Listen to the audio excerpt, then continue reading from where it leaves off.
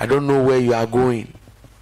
But one thing I can tell you, that I know you have a place to go. You have a dream to fulfill. You have some aspirations that you are chasing. And if you want to succeed in life, you always have to have that mindset that you need a widespread impact and a lasting value. So what impact are you creating in society? What impact are you creating? What skills are you putting out there? What innovation, what creativity are you putting out there? So every single person has a past. There are things you did in the past that maybe today you don't want to do them again. It didn't help you. Or things that you've regretted, or you've learned lessons from, or even things that helped you. So every single person has a past. So do not look down on your past. Maybe at the time what happened you didn't know. Maybe what happened that time you didn't know, and you did those things. But today you know. In life, we all start as fools. When you are starting something, you start as fool. You just don't know what you are doing. You are just going through life. But when you become wise, now you know that you have learned certain lessons. These things, I'm not supposed to do them. So that is how life is. We all start as fools. Sometimes when you start a business, somebody will just come, bring some proposal, because you are so excited to do that business. You go through it, and then later the person will take your money, and you go like, hey, I should have known, or I should have waited for the person to bring the materials before giving the money to him. It is a lesson. It is a lesson. Or maybe someone will give you a job out of excitement, new business. Oh, you go and execute the job. Then the person will not come again. Say, I didn't even take deposit. You used your money to do the job and the person didn't come again. You've lost. You've lost. So when it gets to such times, you learn some valuable lessons. And those lessons are not taught in the classroom. They are lessons you have to go through them the hard way. The hard way. Lessons you have to go through the hard way. And if you learn those lessons, it becomes part of you. It becomes part of you. Next time, when someone comes, you open your eyes. You even be too smart. You may want to take 100% from the person. So that in the event that he doesn't come, you don't care. You've taken your money. The job is sitting down. The job is sitting down. The job is sitting down. So, in life, we all have a past. But don't look down on your past. Never look down on your past. And you cannot do the same things and expect change. You cannot do the same things and expect change. So yes, you have a past. You are not too excited about your past. So you need to change.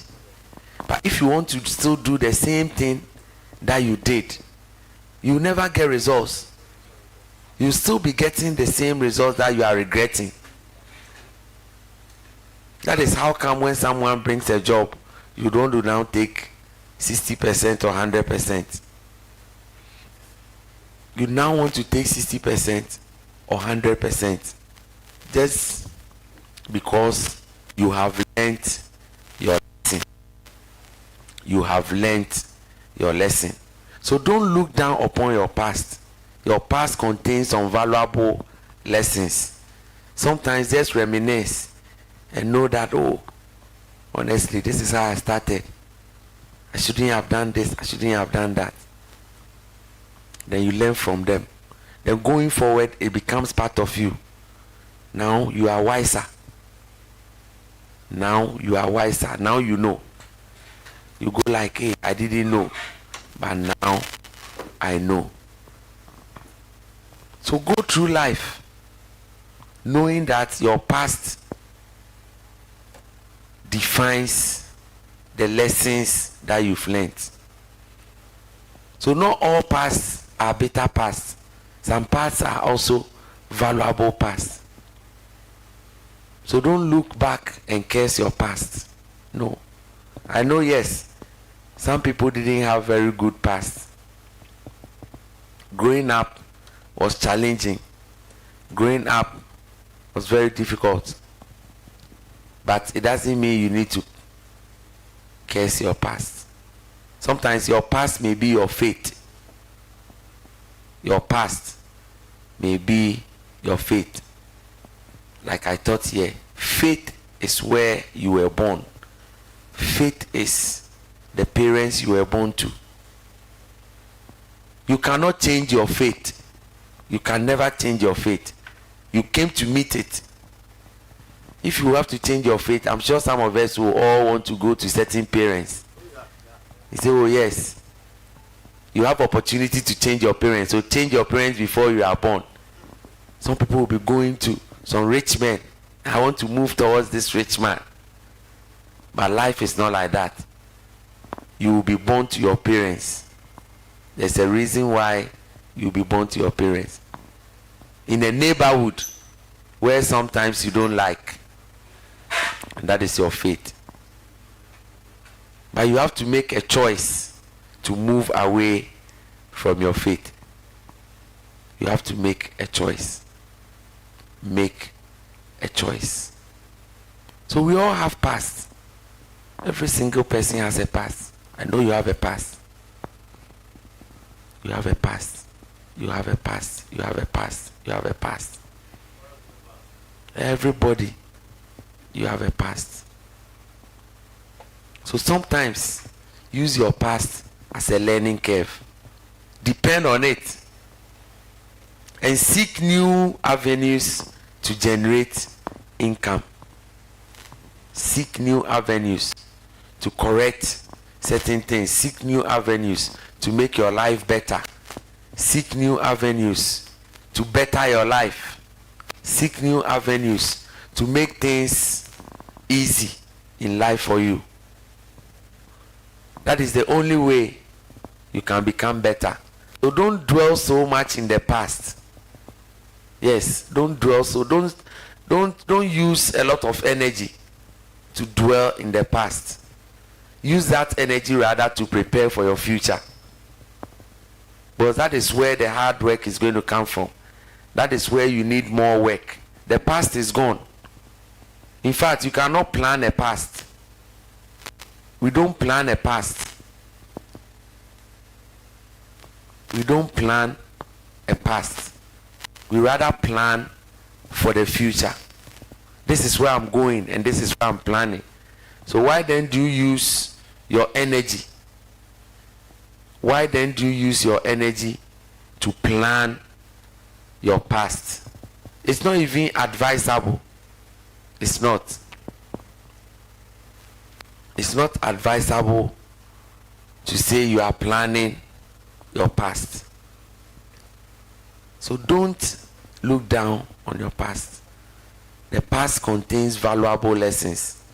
They contains some nuggets, some pointers, things that you need to learn from. It may be a relationship, it didn't go well, but there were some things you learned from them. Now you know how some men and some women are. So when you are embarking on a new relationship, you will think twice. Yes, you will think twice.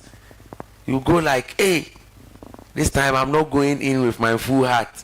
Let me go with some half heart. So that when they touch the heart, I know I'm not broken hearted. I'm half. So this is what the past will do to you. They contain valuable lessons. Be it a relationship, be it academics, And I always say, if you get the opportunity to go back to school, I'm sure you do much better than how you graduated, because now you know some strategies. You know how the lecturers will teach and the kind of questions they will ask, and even the time to learn. Because campus time, sometimes you don't learn. Exams time before you start learning. Some people too are consistent. They learn every day, every day. I'm sure you also have your own strategy that, oh, I won't miss lecture. That one is key. Because the lecturers will definitely be mentioning then some key areas during the lecture. So 1, your strategy is you are not missing lecture. 2, you may not want to go to library in the evening to learn. You rather prefer to sleep, have energy, and then in the morning you wake up early and learn. All these are strategies. Why? Because now you have learned from your past. Now you have learned from your past. If you have experience in driving and some things happen to you, especially on the road, whatever happens to you that you didn't like, anytime you are driving, you are cautious. You are cautious. You are cautious. Anytime I'm driving in a roundabout, when I meet those trucks carrying containers, I stay back so that it should. I've seen a tragic accident before in the roundabout. Those trucks, whilst they were turning, the container just came off and it crashed the certain car. So anytime I'm driving, sometimes I don't even overtake them. I'll just be by the side and allow them to go, or I'll give somebody space to rather come and take that position, and I'll stay back because I've seen some before. I have seen some before. So these are some of the things that you need to do. These are the things you need to do. So if you do them, you get better. If you learn them, your life will become better. So don't always look back and say, oh, my past. And one thing I always say, in any relationship, there is either a bitter person or a better person. So if you leave any relationship, your ex will either be better or bitter. So that is where you learn the lesson from.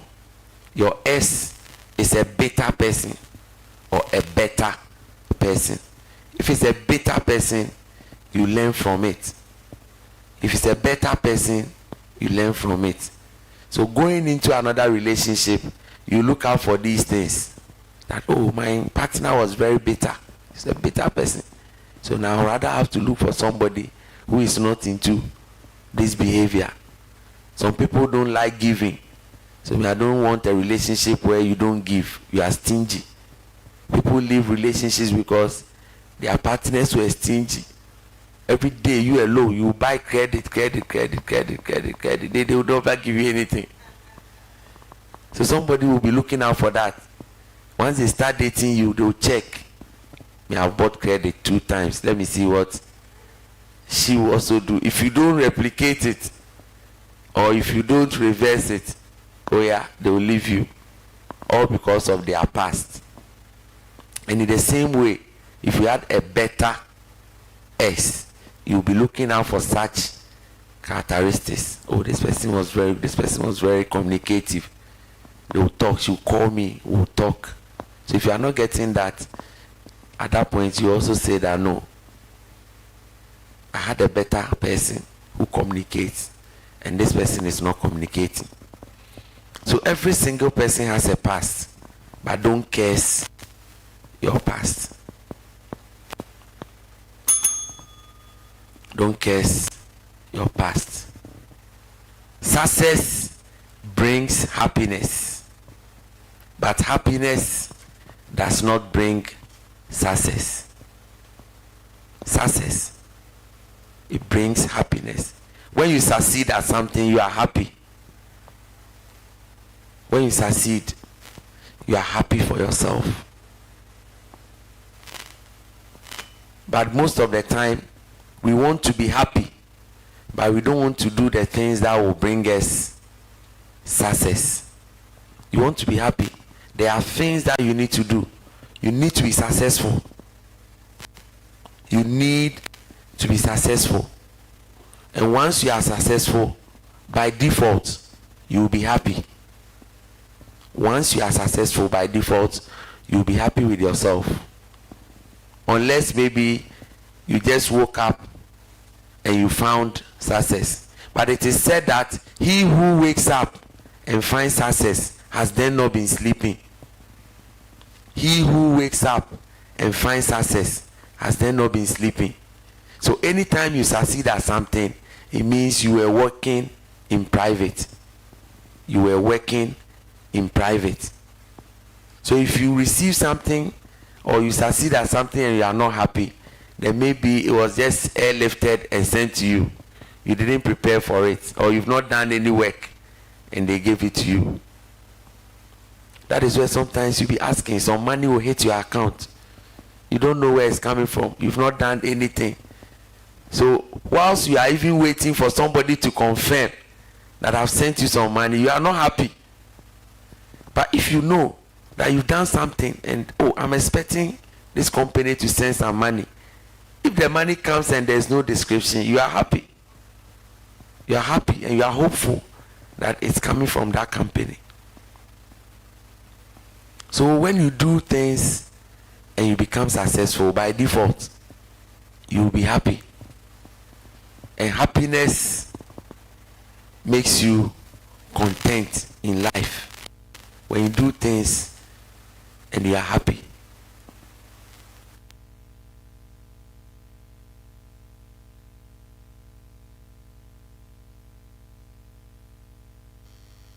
Success.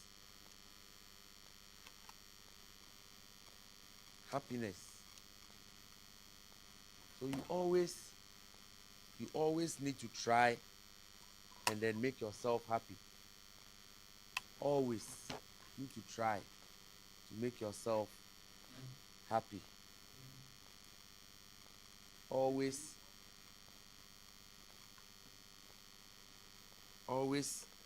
make sure you make yourself happy. Always make sure you make yourself happy. So sometimes people think that once they are happy, automatically they have to be successful. But it doesn't work that way. It doesn't work that way. You can't be a happy person and consider yourself as successful. Maybe you are just happy because of normal pleasures. You are just happy because of normal pleasures. You are just happy because of normal pleasures. You are just happy because of normal pleasures. But that does not translate into being successful. That does not translate into being successful.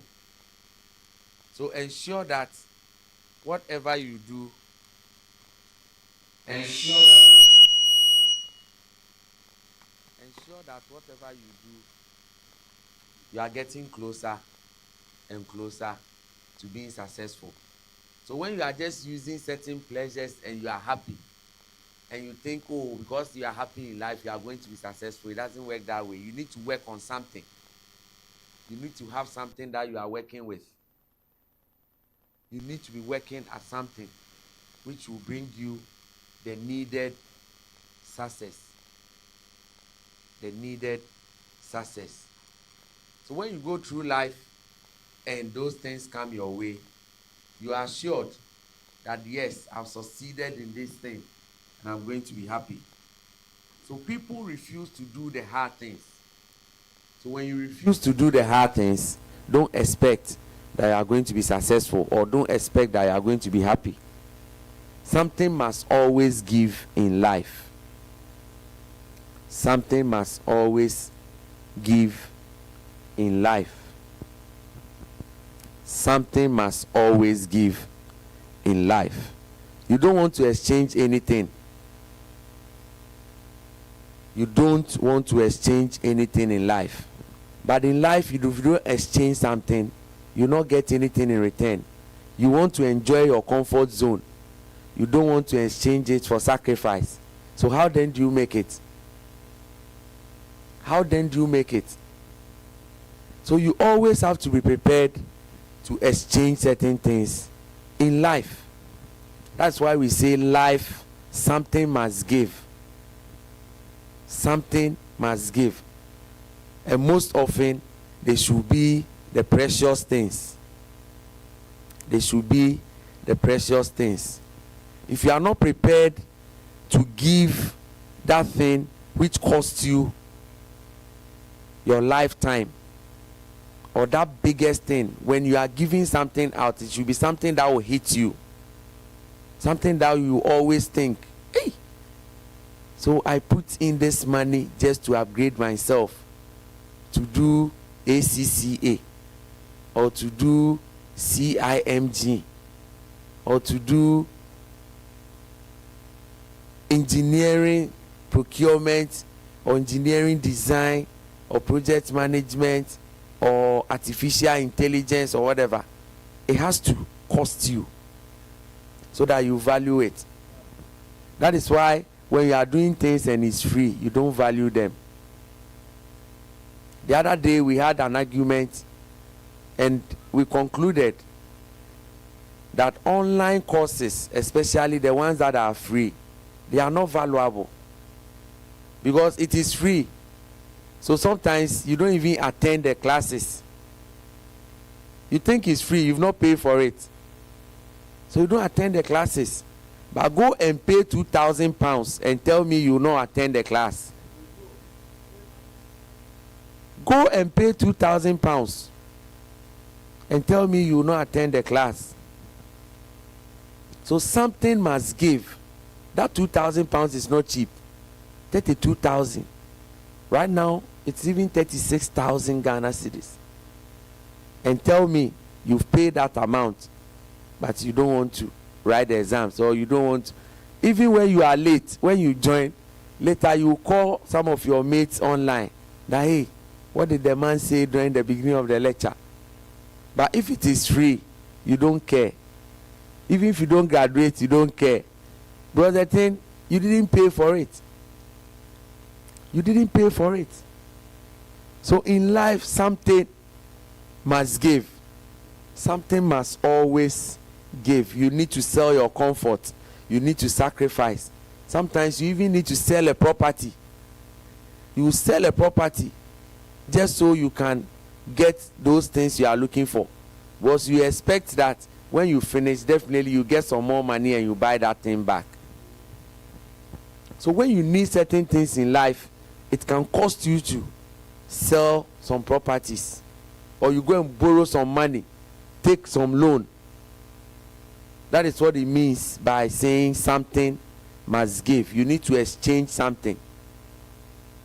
You need to exchange something. So success will always bring you happiness, but happiness does not necessarily bring success.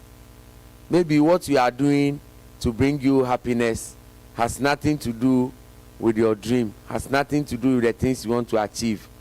It is just a pleasure.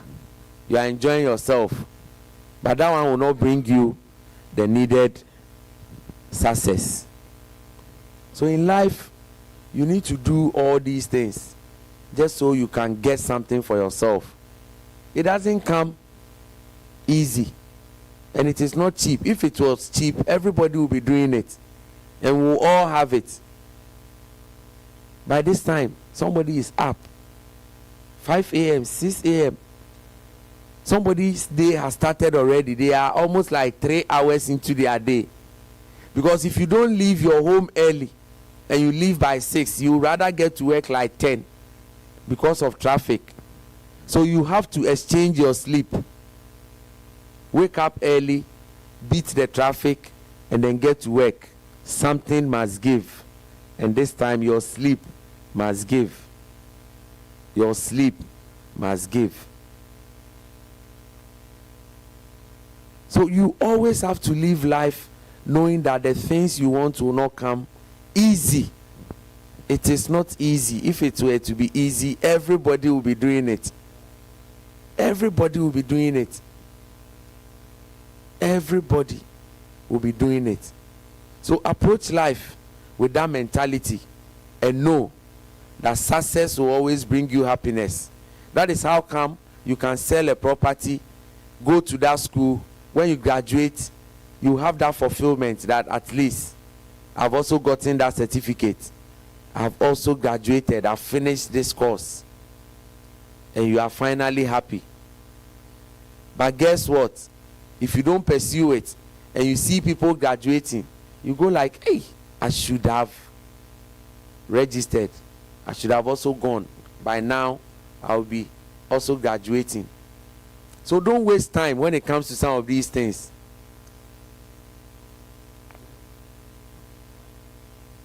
Don't waste time when it comes to some of these things. Once you have the vision, you have the plan, just pursue it. Just pursue it. See how the years come by so fast. Just this December, we are going to have another election. 8 years have come so fast. I can remember 2016 very well. So guess what? If 2016, someone told you, oh, there's an 8-year course, go and do this 8-year course, I'm sure you will go like 8 years. That bang. When will 8 years come? But 8 years is coming in 6 months or less, because June is ending. So July to December, 5 months. 8 years has just come like that. So if you have to do something, please do it. Don't procrastinate. Don't wait. There is nothing like a perfect time.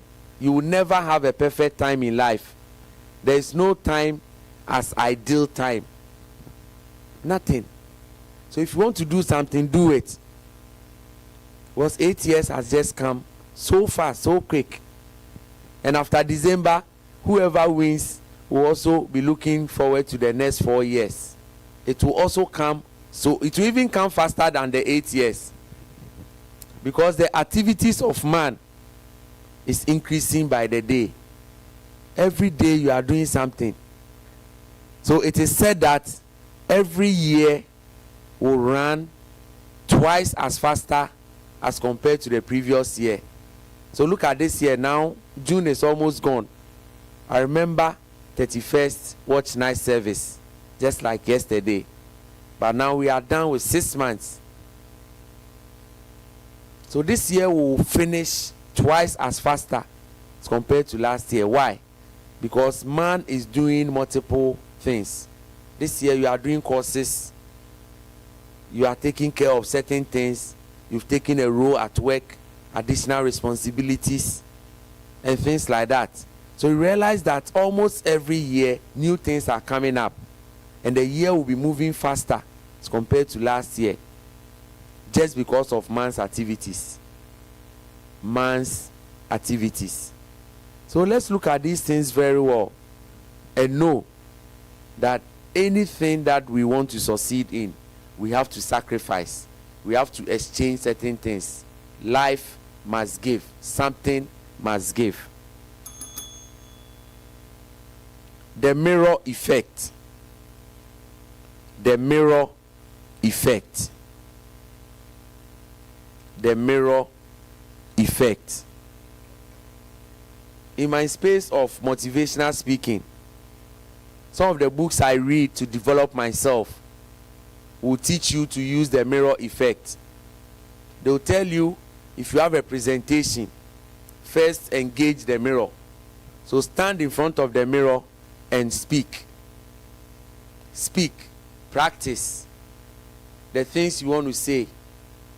How your audience will even appear. So see the mirror as your audience. Whether it's a large audience or a small audience, use the mirror to do that. The mirror is supposed to give you confidence. So if you stand in the mirror, don't think it's a casual thing. Stand in the mirror and speak like the way you want to speak to your audience. So in life, we also have to use the mirror effect. Look in the mirror and appear confident. Look in the mirror and appear confident. But don't look in the mirror and feel sad or wish you had something else. Some people will look in the mirror and say, this is my hair. I wish I had longer hair. My nose should have been just a little bigger. Just.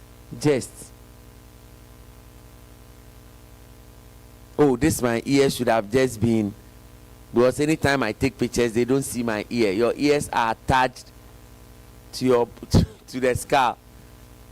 So you are looking at getting something different. Oh, people do it. They stand in the mirror and go like, hey, maybe I should have been a little fair. Men also do the same thing.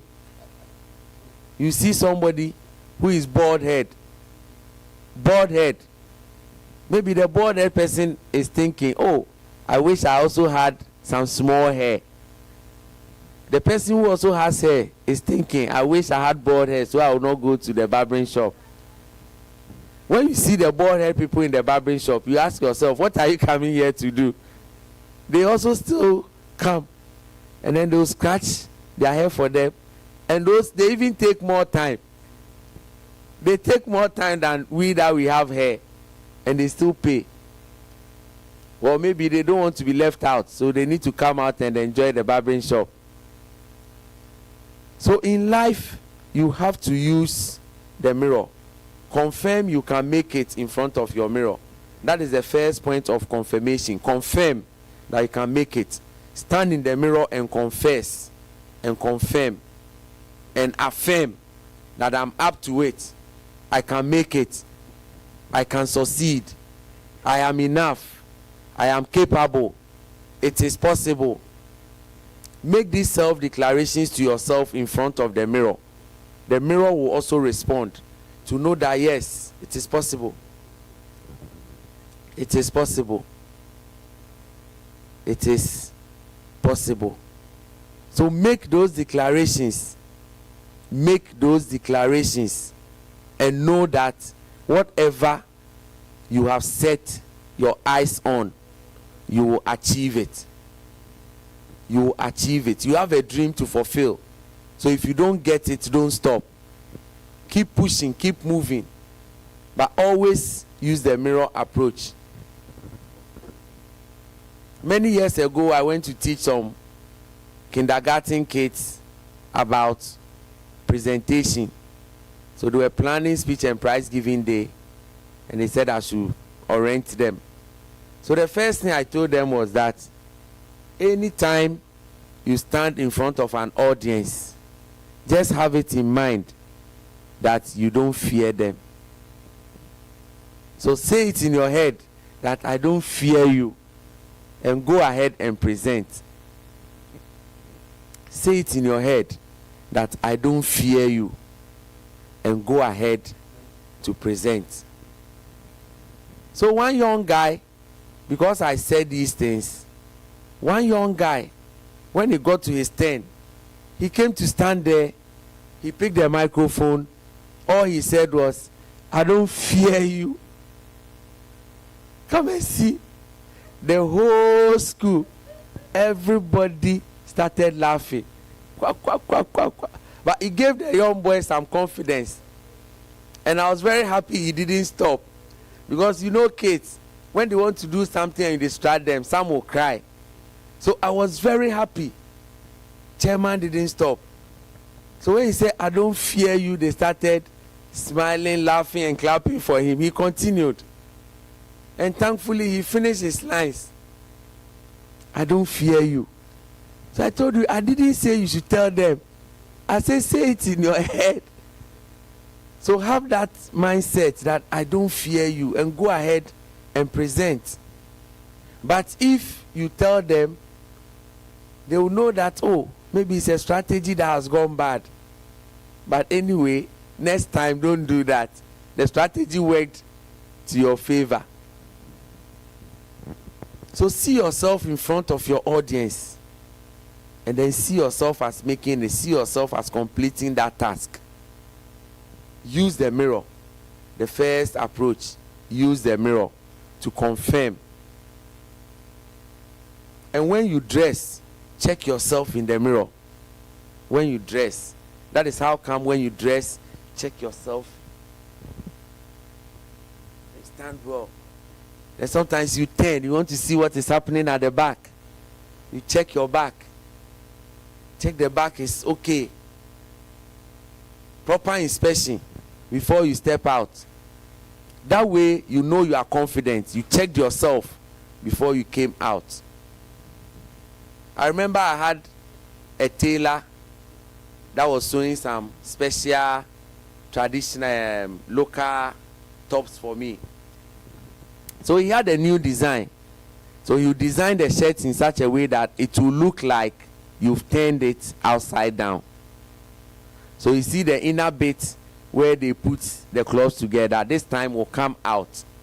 So I'll have this side as how the inside appears. But the only thing that will let you know that it has not been turned is he will put a pocket. So the pockets will appear this way. But if the dress has been turned, then the pockets will come and show this way. So I was in the bank doing some transactions. There was this guy who was hiding behind some pillar. Say. The guy was drawing my attention. Honestly, I didn't know why. Initially, I ignored. Then aggressively said, come. So that I went to him and said, you have turned your dress.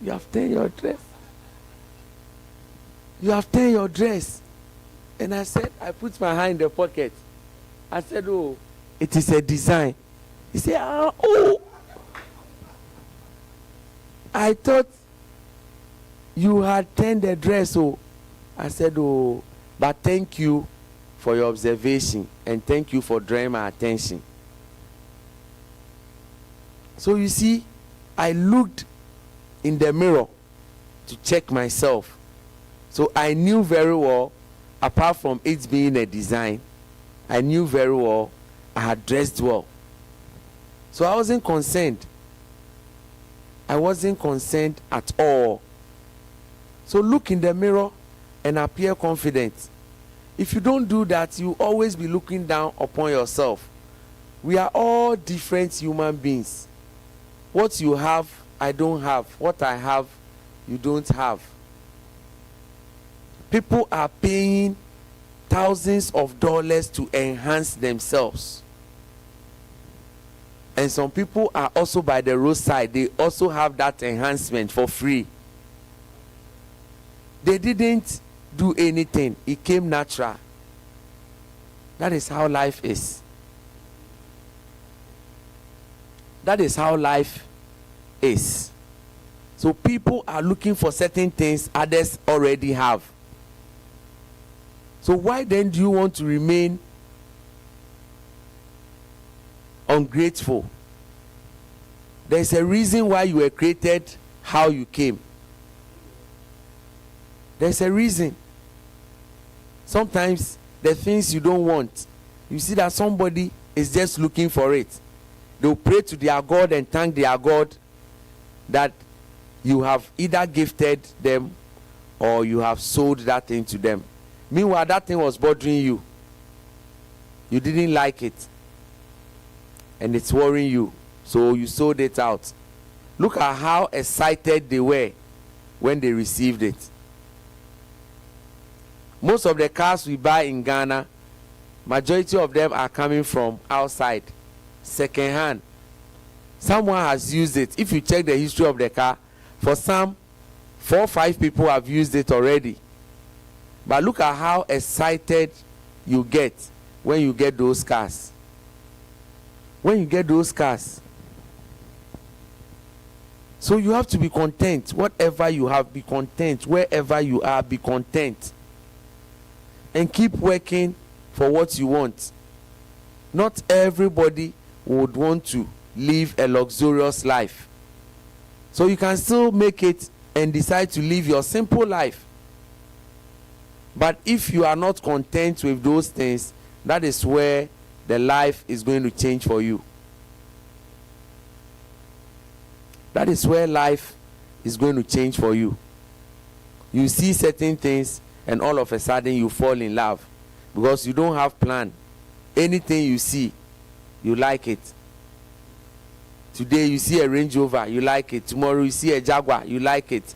The next time you see another car, Fortuner, you like it. You see Land Cruiser, you like it. Anything that you see, you like. But you need to discipline yourself and be content with what you have. Somebody is even looking for your life. Somebody is looking for it, how simple your life is. But here you are, you are not content with your simple life. They say simple is nice, simple is beautiful, simple is peaceful. But sometimes we rather want to live a complicated life. You are living your simple life until you got into debt, started taking loans all over, just because you have some friends who started buying some cars. So you also want to upgrade your car. You also want to upgrade your house. You also want to go to Dubai at the expense of your small salary. You went to Dubai, you went to enjoy, you came back, and then reality set in. Your eyes have cleared. Yes, your eyes have cleared. And you see, sometimes when you have money and you are spending, you don't think. Let the money get finished, you start thinking straight. Yes, you see that almost everything that you are buying, you put pen to paper. When did cement get to this amount? But when you had money, you didn't even know that cement was increasing. But when the money finished, now the little one that you need to be using to buy the cement, you are conscious. So that is how life is. Use the mirror effect. The mirror will give you some results. It will give you confidence. And when you look in the mirror, appear confident of yourself. Dress, see yourself as, I'm okay to go out. I'm okay to go out. Don't be distracted by social media. Don't be distracted by your colleagues. Don't be distracted by your friends. Don't be distracted by certain things you see in life. Do you know there are some people, sometimes they don't come to church because of dressing. They'll go like, oh, today I didn't have a dress. Anytime you get to that point, it means you have been blessed.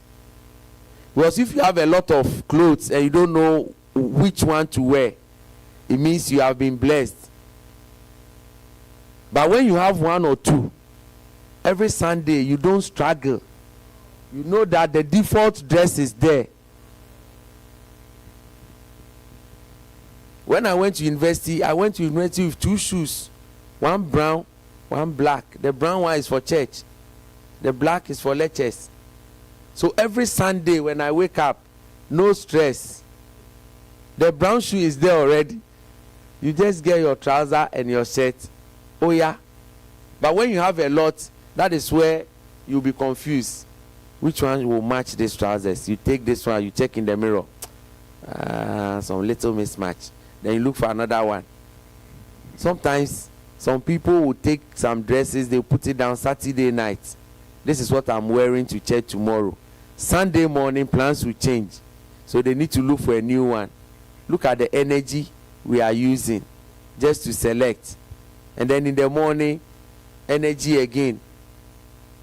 So when you get to that point where you know, oh, there's a wedding, you go through your dresses. Should I wear this? Oh no, this one I used it last month's wedding. Should I wear this? Hey, my old students are coming. Oh, this is the dress I wore to Sandra's wedding. You take this one. This one, it doesn't really fit me. You take another one. Hey, this one too, I've won it to students something before. So for 30 minutes, you are standing in front of your wardrobe full of clothes. You can't decide. God has blessed you. God has blessed you. Someone will wear shirt. Immediately after the event, he has to wash it and dry it. So when you see people drying shirts behind fridge, you should know that there's a purpose. Because when they leave it outside and it rains, they won't go to work tomorrow. That's the only shirt they take to work. Don't despise them. When they close from work, they need to wash it quick and dry it behind the fridge. Simple life. But you wake up and you don't know the shirt to wear because you have a lot. God has blessed you. God has blessed you. So let's live a simple life and don't struggle. Don't struggle. Life is simple. Live it simple. Don't make it complex.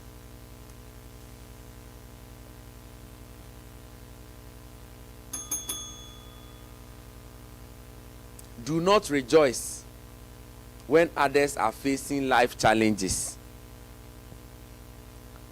Do not rejoice when others are facing life challenges.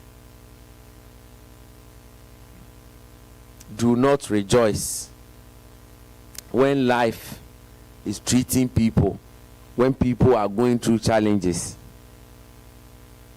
Treat people well, especially when they are going through challenges, when they are going through difficult times. Don't be the reason why someone will cry. Don't be the reason why someone will curse their stars. Don't be the reason why someone will look down upon themselves. So never ever mock people when they are going through life challenges. Tomorrow is not guaranteed, and we all don't know what will happen tomorrow. We don't know what will happen to us tomorrow. So in everything that you do, ensure that you support people. If you support them, just shut up and move your way.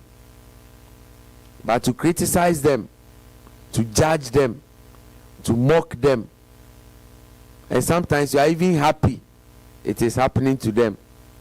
But these are the people who don't respect. They carry the world on their shoulders. And things are happening to them. Life is treating them. They are going through hardship.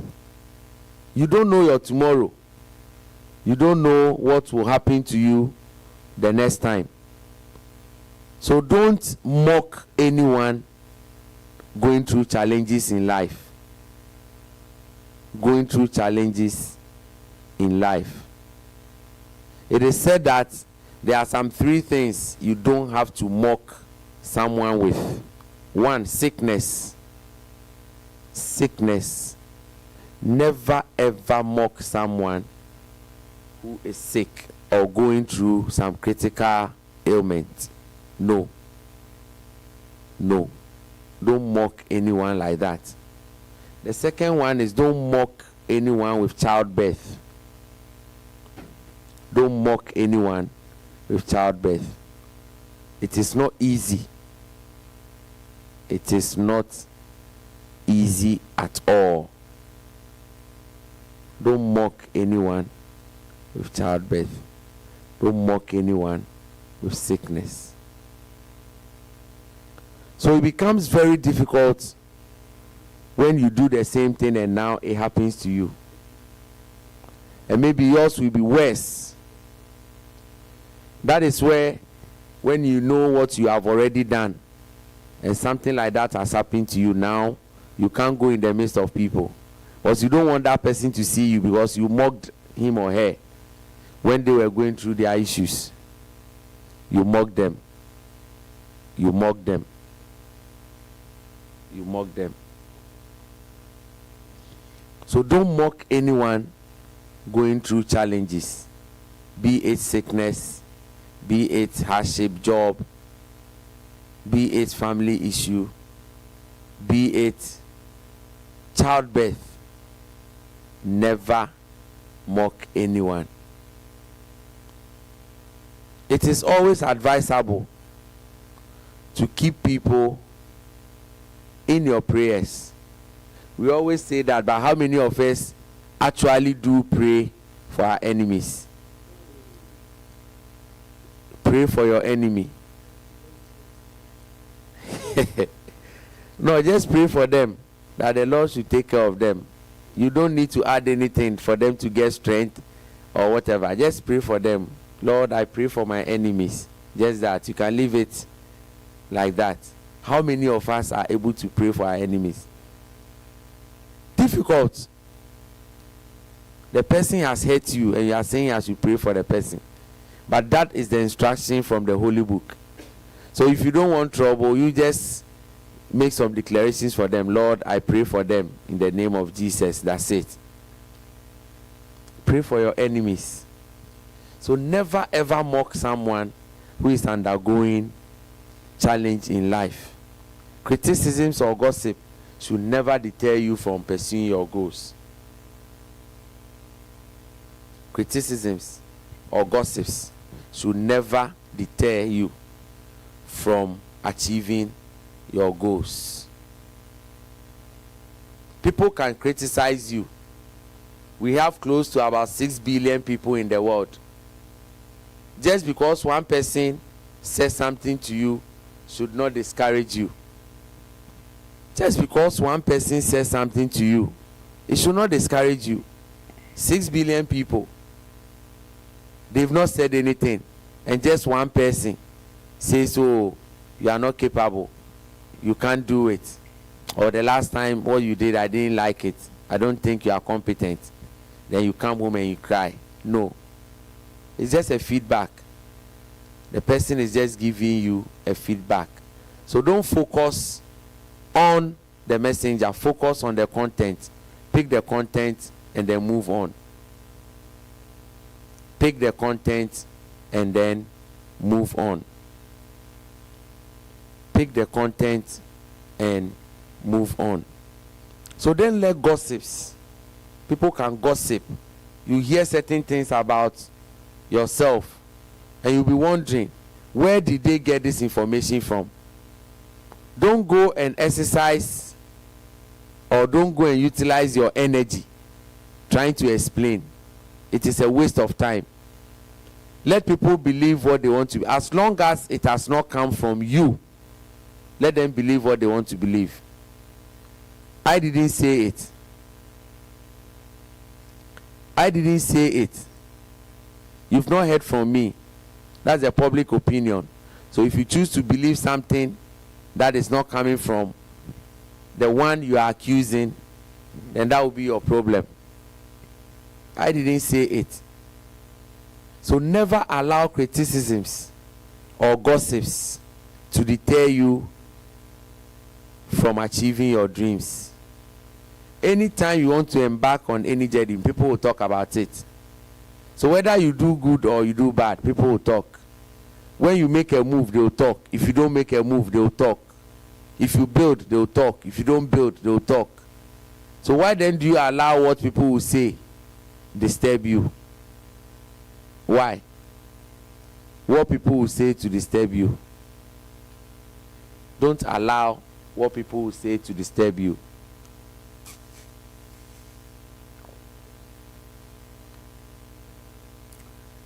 Once you go on to defend it, once you go on to even find out details, oh, who told you? Where did you hear it from? That means you are ready to respond. And that thing will take your energy. It will take your energy. Your energy will be wasted on unproductive activity, unfruitful activity, and sometimes evil activity. So don't wait. Don't wait. Don't spend all your time on those things. Just move on. I always believe that if you don't ask me about my opinion, or if I don't tell you and you decided to listen to what you were told and believe it, that is up to you. That is fine. I'll never ask you. I'll never confront you. I'll never approach you. I'll never argue. I'll never debate. I'll leave it as it is. Because you choose to believe what you heard. So continue. Continue. I will not do that. So I'll keep moving. And I'll keep pursuing my dreams. Remember, the same people who will criticize you and mock you, when you overlook and you become successful, they are the same people who will come and then be sending congratulations. Oh yes, because now everybody is sending congratulations. So if they don't send theirs, you will get to know those who were gossiping. So they will also come around. Everybody wants to be part of success. Everybody wants to be part of success. Now, all of a sudden, you become people's friends. People will start, oh yeah, oh, bro, oh. Meanwhile, they were the same people that were criticizing you. They were the same people. We look at Black Stars. I think our last game or so, somebody scored hat-trick. Now they are hailing him. But a few months ago, this guy was in people's mouth, bashing him. Life is so funny. Life is so funny. The same people who will lift you up. And I keep saying that if you are a king, a chief, if you are a chief and you don't do good things, the same people who will come and carry you in a palanquin are the same people who will drop you down. They will drop you. Because when you are difficult, when you don't treat them well, they will also disguise themselves as if they are tired. They will drop you from the palanquin. That is how life is. Those who will criticize you, let things go on well for you. They will come. They will come. Look at what we are hearing and seeing in our political landscape. People who used to be enjoying certain things in some parties, because now they've been sidelined. Now they are narrating the bad things they used to do on the opposite side. See how human being is. Why didn't you tell us this when you were doing it? If it is true, why didn't you tell us? But because you were enjoying certain things, you kept quiet. Yes. My pastor will always say, he said the person who will come and tell me that they said this is equally as guilty as those who said it. You should have just told them right in their face, you don't do this. Come, let's go and see the man and then tell him in his face. But you sat in, they dissected the person, they gossiped about the person, and then you turn back. You are coming to tell me, oh, I was with these people, and you are their friend. You are part of it. You are part of it. Abatement of crime. Abatement of crime. You had the intention. They've executed it. So why are you now turning yourself to come and tell me this is what they say? You sat in it and you had your caucus meeting. But now you want to look good. Now you want to look good. So you are coming back to tell me what they said. You are equally as guilty as those people. Equally as guilty as those people. So never ever rejoice when people are going through issues. Never. Never rejoice when people are going through issues. Don't mock them, because you don't know tomorrow. You don't know about tomorrow. You don't know about tomorrow.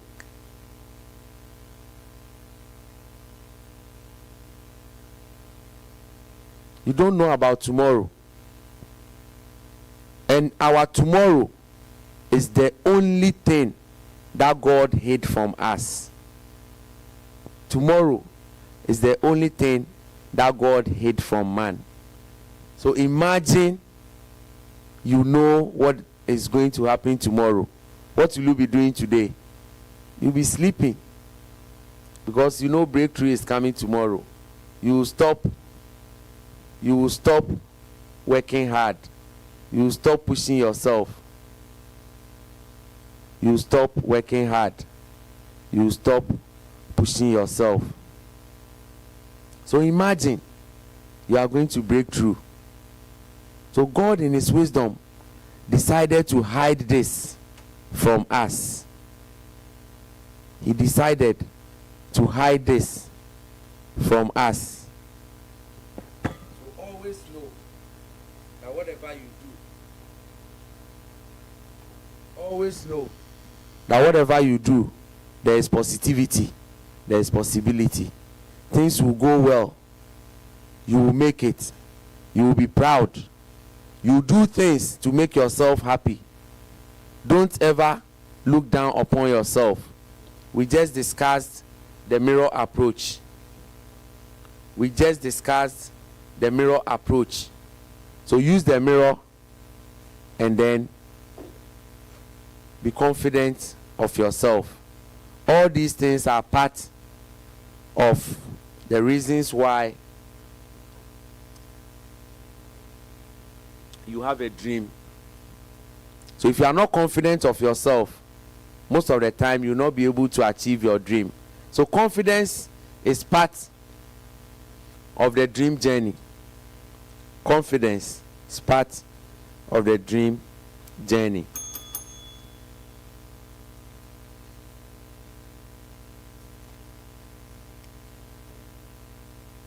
Do not compare yourself to others and underestimate your own worth. Do not compare yourself to others and underestimate your own worth. You are worth millions. You are worth millions.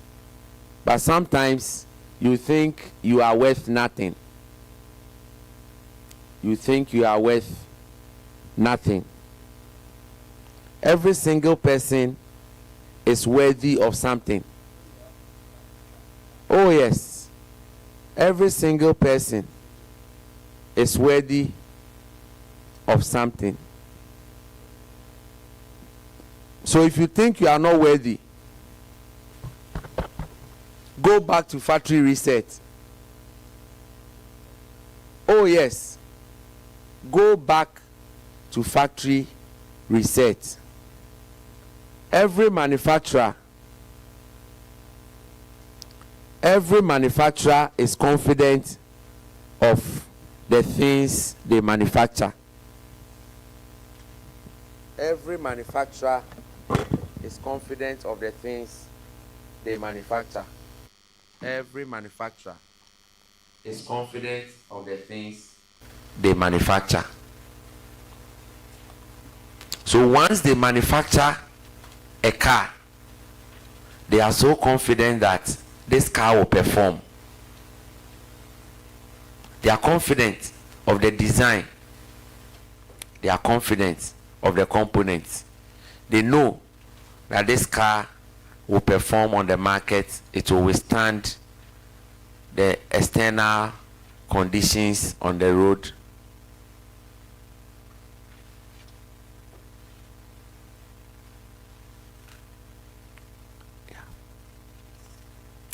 They are confident that they will be able to perform on the road. So in the same way, you were also created in that same light. You were created in that same light. Whatever you do in life was orchestrated from birth.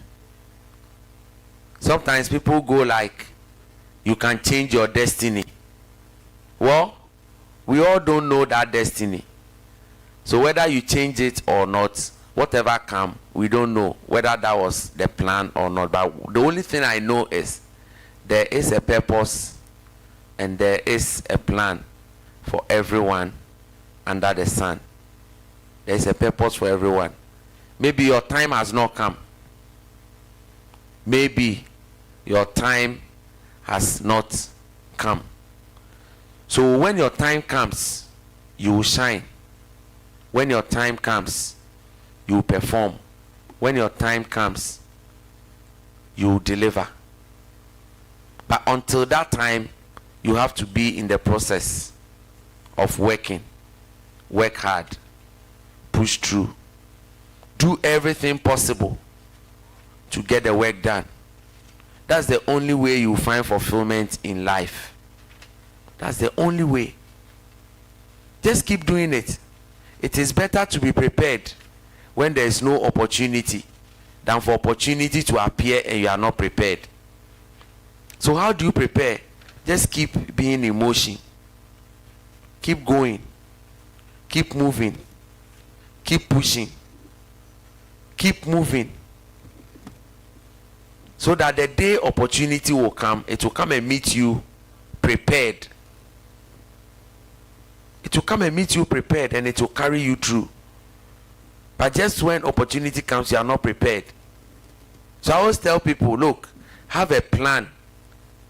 Have a plan of what you want to do with your life.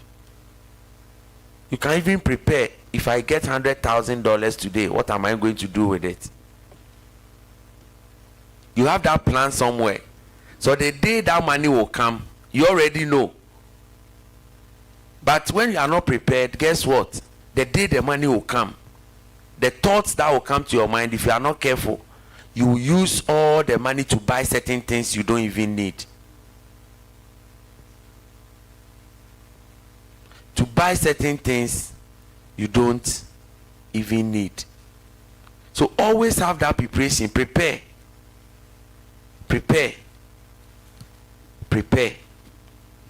Once you have that preparation, anytime money hits your account, you move straight into action. You move straight. So if you are not prepared and the money comes, you'll be thinking, oh, let me go and buy some sports car. Then you buy the sports car. Let me just go and buy some gadgets. You buy gadgets. Before you realize, you spent 2/3 of the money. Now the one that is left, you might not be able to buy something valuable. Maybe you want to buy all this equipment and set up your own studio. So you should have that plan. How much will a studio cost me? Getting all the equipment, the cameras, either I'll build or I'll rent a studio and all those things. Have all those plans in place so that when the money comes, you have a purpose for it. There is a direction. Because money is so smart. Money is smart, eh? Even with this that I'm telling you, that get the plans in place, the money will come and you might sideline the plans.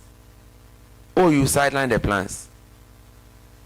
The money will come and you'll be thinking, oh, I'll still do the studio, but you, Charlie, I've not had car for some time. Let me buy some sports car. The money will be pushing you. You won't sleep. You'll be calling the companies. Meanwhile, it is weekend. You'll be calling them. Meanwhile, it's weekend. Just because you want to buy the car. So these things do happen.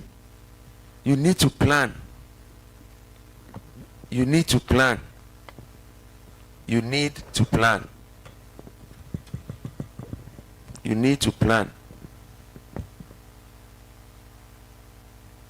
So do not compare yourself to others. Do not. And underestimate your worth. When I hear or I see these things, I get sick. Because you were created uniquely. most times you see that guys are doing well, but they'll start comparing. They'll start comparing to people. They'll compare. They'll compare. They'll compare. Before you realize the good things that you were doing, now you stop. Because you were on the right path. You were doing so well. You were on your right path, doing so well. But because you kept comparing, now you've gotten to a place where you have to either move faster, or these guys were doing certain things which were not right, but they didn't tell you. And you also thought, oh, these guys are making it.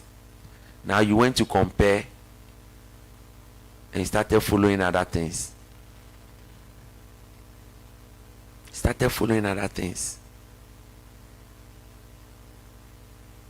I have a friend. Every time we hear about maybe a rich man or somebody doing well, we analyze.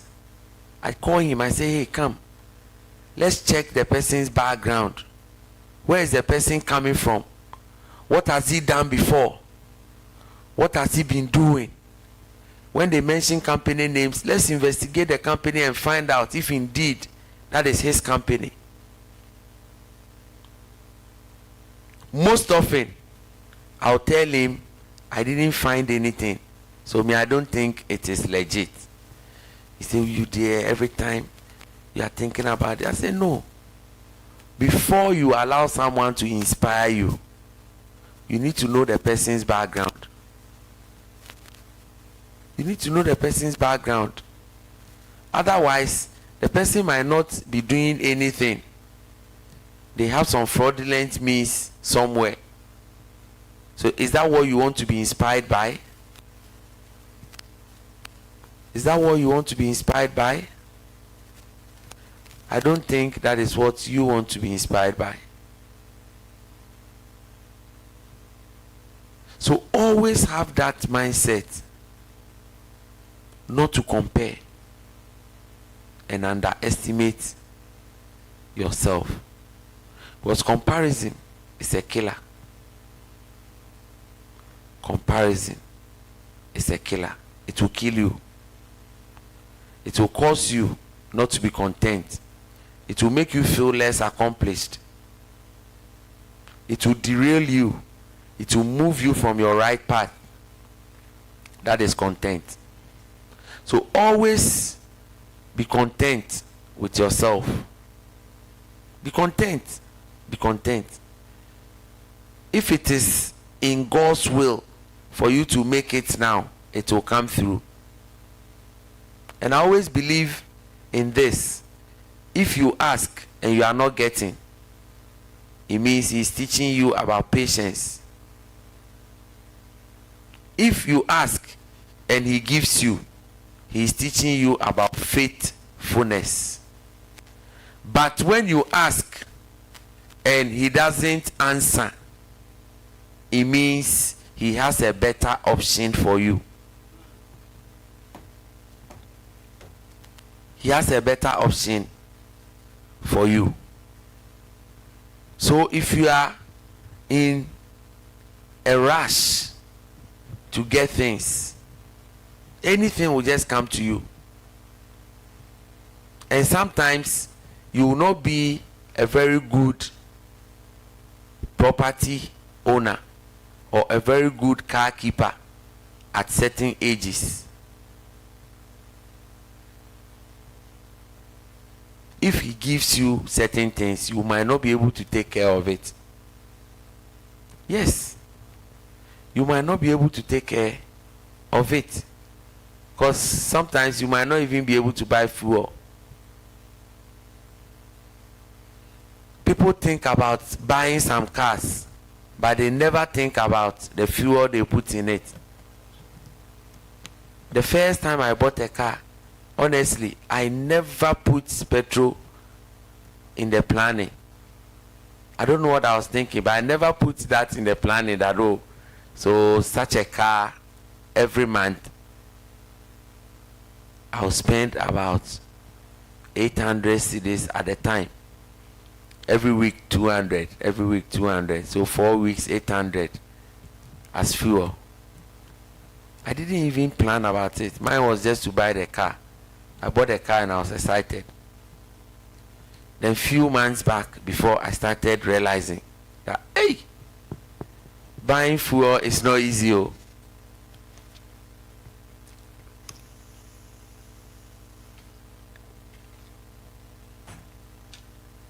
Buying fuel is not easy. So when you are planning, make projections. Young guy, if you get a Land Cruiser, what are you going to use it for? I'm sure you tell me you drive it. Of course you drive it. Of course I know you drive it. But do you know how much filling Land Cruiser is? Right now, if you fill a Land Cruiser, you'll be paying 1,800 to 2,000 Ghana cedis just to fill it. Is that what you want to experience? Oh, as for the car, it's a nice car. It's very nice. Mercedes. It's very nice. Land Cruiser. It's very nice. It's enjoyable. But when you start buying fuel, I'm sure you will park the car. When we graduated from university and we got jobs, I remember my very good friend. We were on the same site. We were working for sister companies. So I was this side and he was also on that side. His first car, he bought a Mercedes. Hey! And I went to pass a comment. I said, oh, bro, Mercedes is for old men. Oh.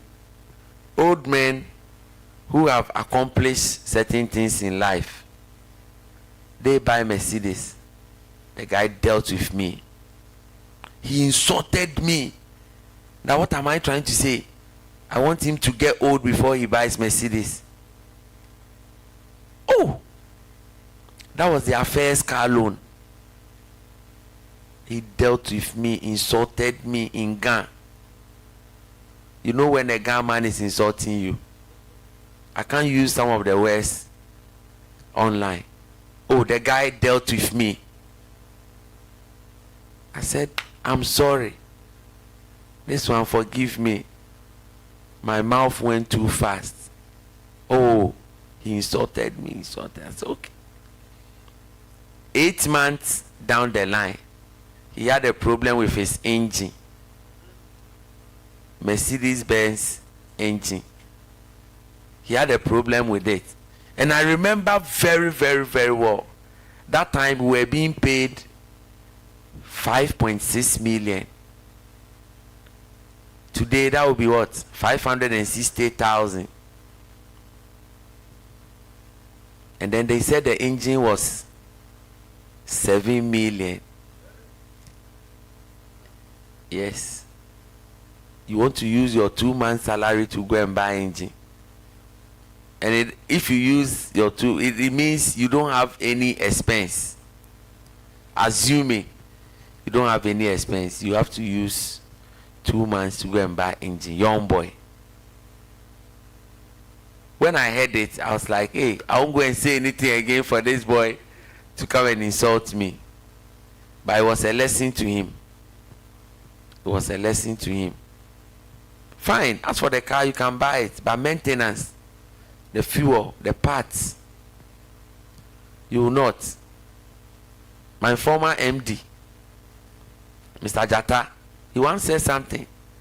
He said, Dan, when you see these old men and politicians driving in Land Cruiser, it is because of their age. Their ribs are getting old. So they need a comfortable car to sit in it to hold their ribs. But you, the young boy with strong ribs, you need to sit in your level, the cars without shocks, so that you can go through the because your ribs are heavy, your ribs are strong. I mean, it was on a lighter side, but in a way it makes sense. All he's saying is, when you are accomplished and you can afford it easily, or government can even provide that for you. Because even the parliamentarians and the ministers, some of them, had they not been government appointment, they will not buy those cars. Oh yes, they will not buy those cars. Of course. And for some of them, look at their lifestyle when they are not in government. Sometimes you look at them and then you will be thankful. Because it's not easy for them. It's not easy. It's not easy for them at all. So that is how life is. We always need to plan.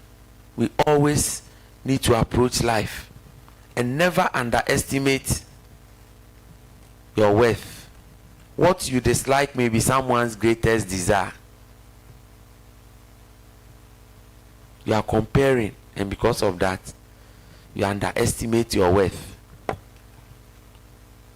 Do you know sometimes you feel, am I up to the task? When the still voice comes to you, am I up to the task? Can I do it? Am I up to the task? Can I do it? So you get to that portion where you do it and you do it well. That is where now you have full confidence in yourself. Everybody believes in you except you. Everybody believes in you except you. When people are telling you, say, hey Charlie, me, I'm afraid. Oh. You say, no, come on, you can do it. It's possible. You say, no, me, I'm afraid. People believe in you, but you don't believe in yourself. So believe in yourself and know that you can do it. But when you were comparing, you underestimated yourself. You are far better than a lot of people. You are far better. Like the competitions, Miss Ghana, Miss World. The one who wins that competition is not the most beautiful woman in Ghana. There are beautiful women. But because that person put herself up for the competition, she showed up. She will carry the title.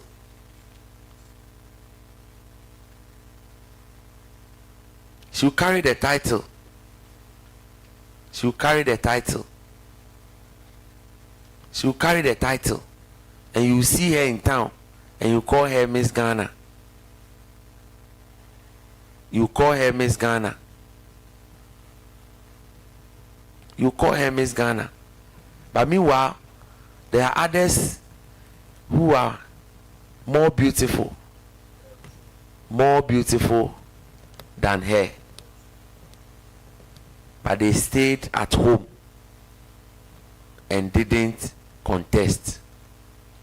So if you stay at home and you don't contest, why then do you come back and say that that person is not beautiful?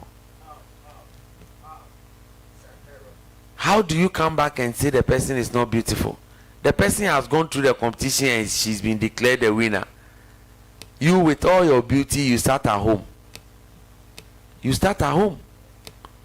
She showed up. And in life, if you want to win, you have to show up. If you don't show up, you will not even be a failure. There wouldn't be any title for you. Because one, you didn't fight to lose for them to call you a failure. So you have to show up. Show up. So don't compare. Appearances may be deceptive. Appearances may be deceptive. You see someone and you start making projections. You see someone and you start making projections. And you think you are not worth it. Just because of appearance.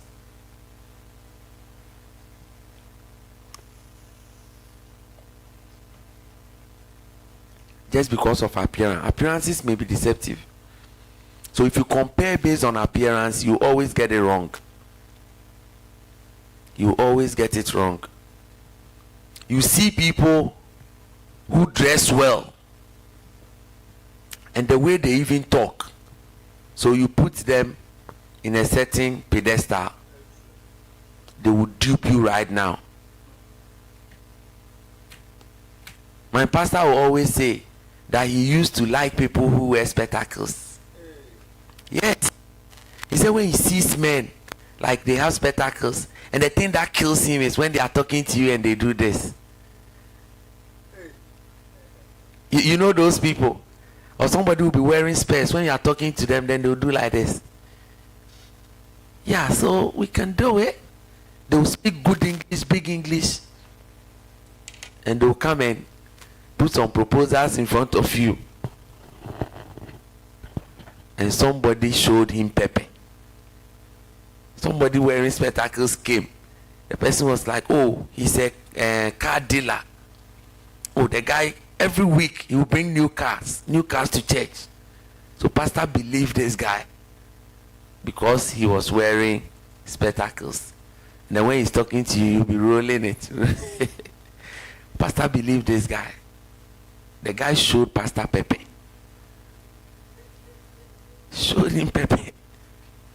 Hey! Ever since, he said now when he sees people wearing spectacles, he doesn't even look at them. Share. So appearances are deceptive. Never judge someone based on appearance. Never judge someone based on appearance. There's this man who said he wanted to help a church. Rich man. No. He said he wanted to help a church, but he wants to see how the churches respond to certain things, especially visitors. So he intentionally put on some shorts and some dirty t-shirts, and he made sure he walked a distance for his legs to be dirty. And he picked a taxi and he got to the church.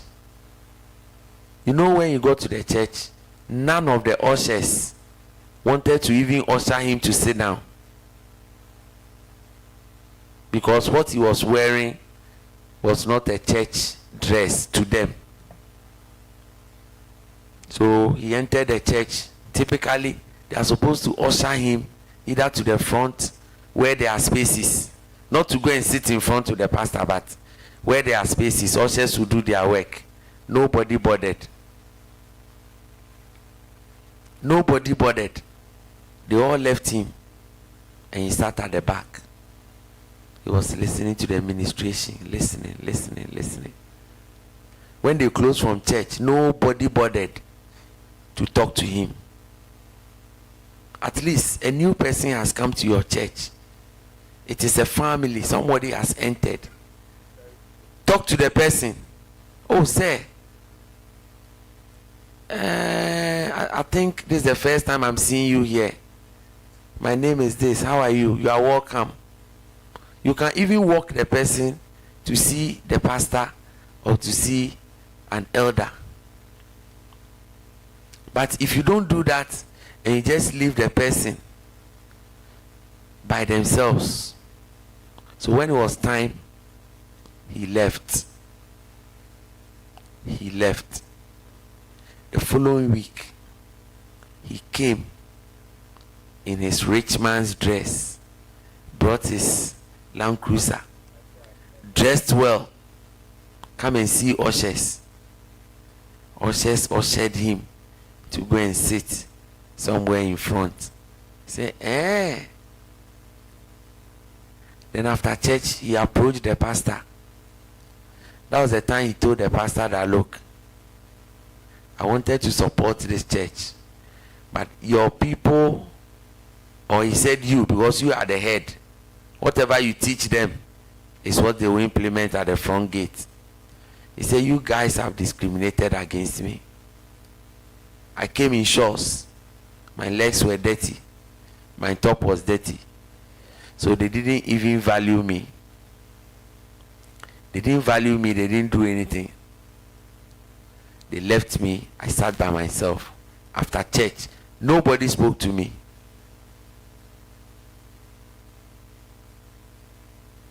So that is how human beings behave. Now the pastor was begging. He said, oh, you don't need to beg. Go and train them again. Otherwise, they will bring the church down. Train them again. Tell them, anytime you see someone, or tell the church people, we are a family. We are evangelizing. We are telling people we want more members.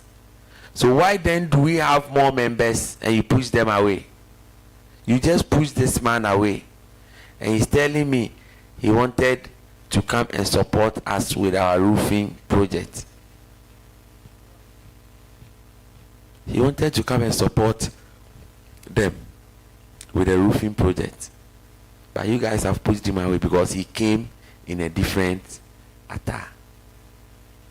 And most times it happens when you see people in town, when you see the lunatics, when you see them, maybe you are tempted to give them money, but upon second thought, you don't give them anything. This is where we are as a country. This is where we are as a country. So people always use appearances. Appearances are deceptive. They are deceptive, but people still use them. People still use them. So do not compare. Do not underestimate your worth. At all. Do not underestimate your worth. There are a lot of opportunities out there. There are a lot of opportunities out there. Do not confine yourself for any reason. There are a lot of opportunities out there. Do not confine yourself in any way. Confine space. You put yourself in a certain bracket. You put yourself in a small space. And that is where you confine yourself to. But there are a lot of opportunities out there. I want you to think. Think outside the box. Think differently. Do different things. And see how you can grab some of these opportunities. How you can grab some of these opportunities. In every industry, in every business, your workplace, there are opportunities. Take your time and study it. Since Tuesday, look at all the business opportunities that some young guys have done that I've mentioned to you. Creativity, innovation. So look within your business, look within the company, look within your neighborhood, look within the community. What do you think? What personally do you think? It's like a square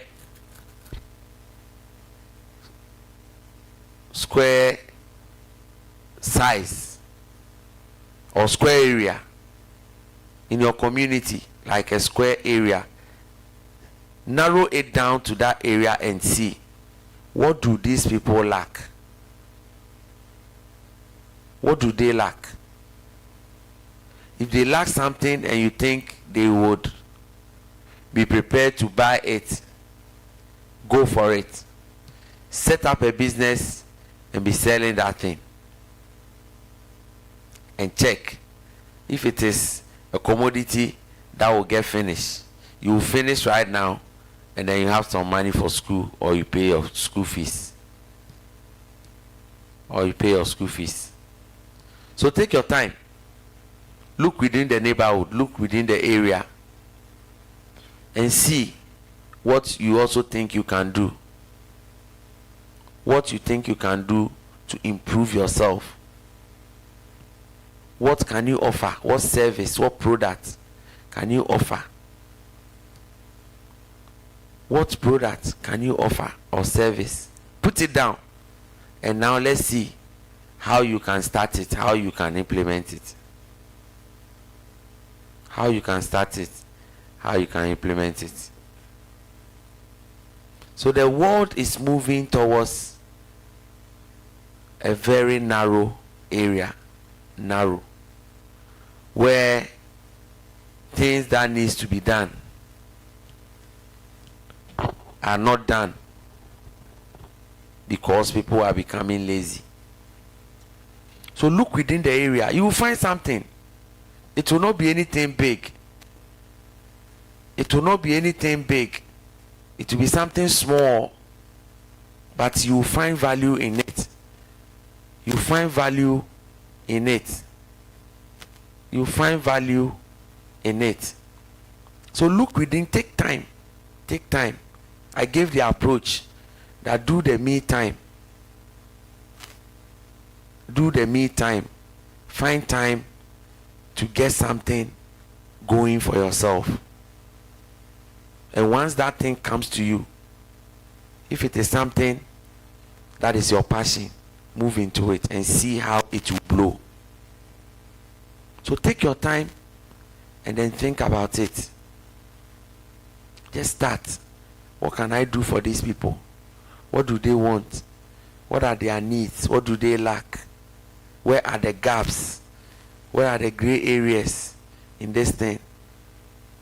In your office, if you have a large office or you have a large employees or there are a lot of people at your workplace, ask yourself, what can you also sell to them to bring you fulfillment?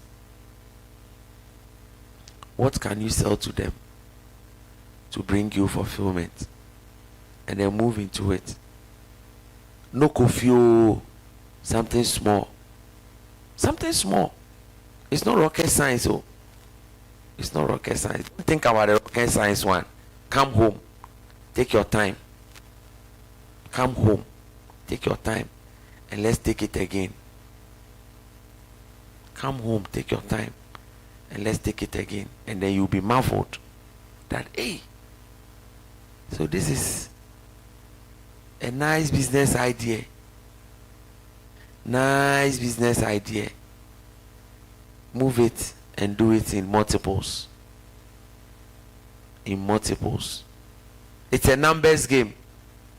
So whatever your hands find doing, do it in multiples and you succeed. It will not be easy. It will not come cheap. But I'm sure with determination, with determination,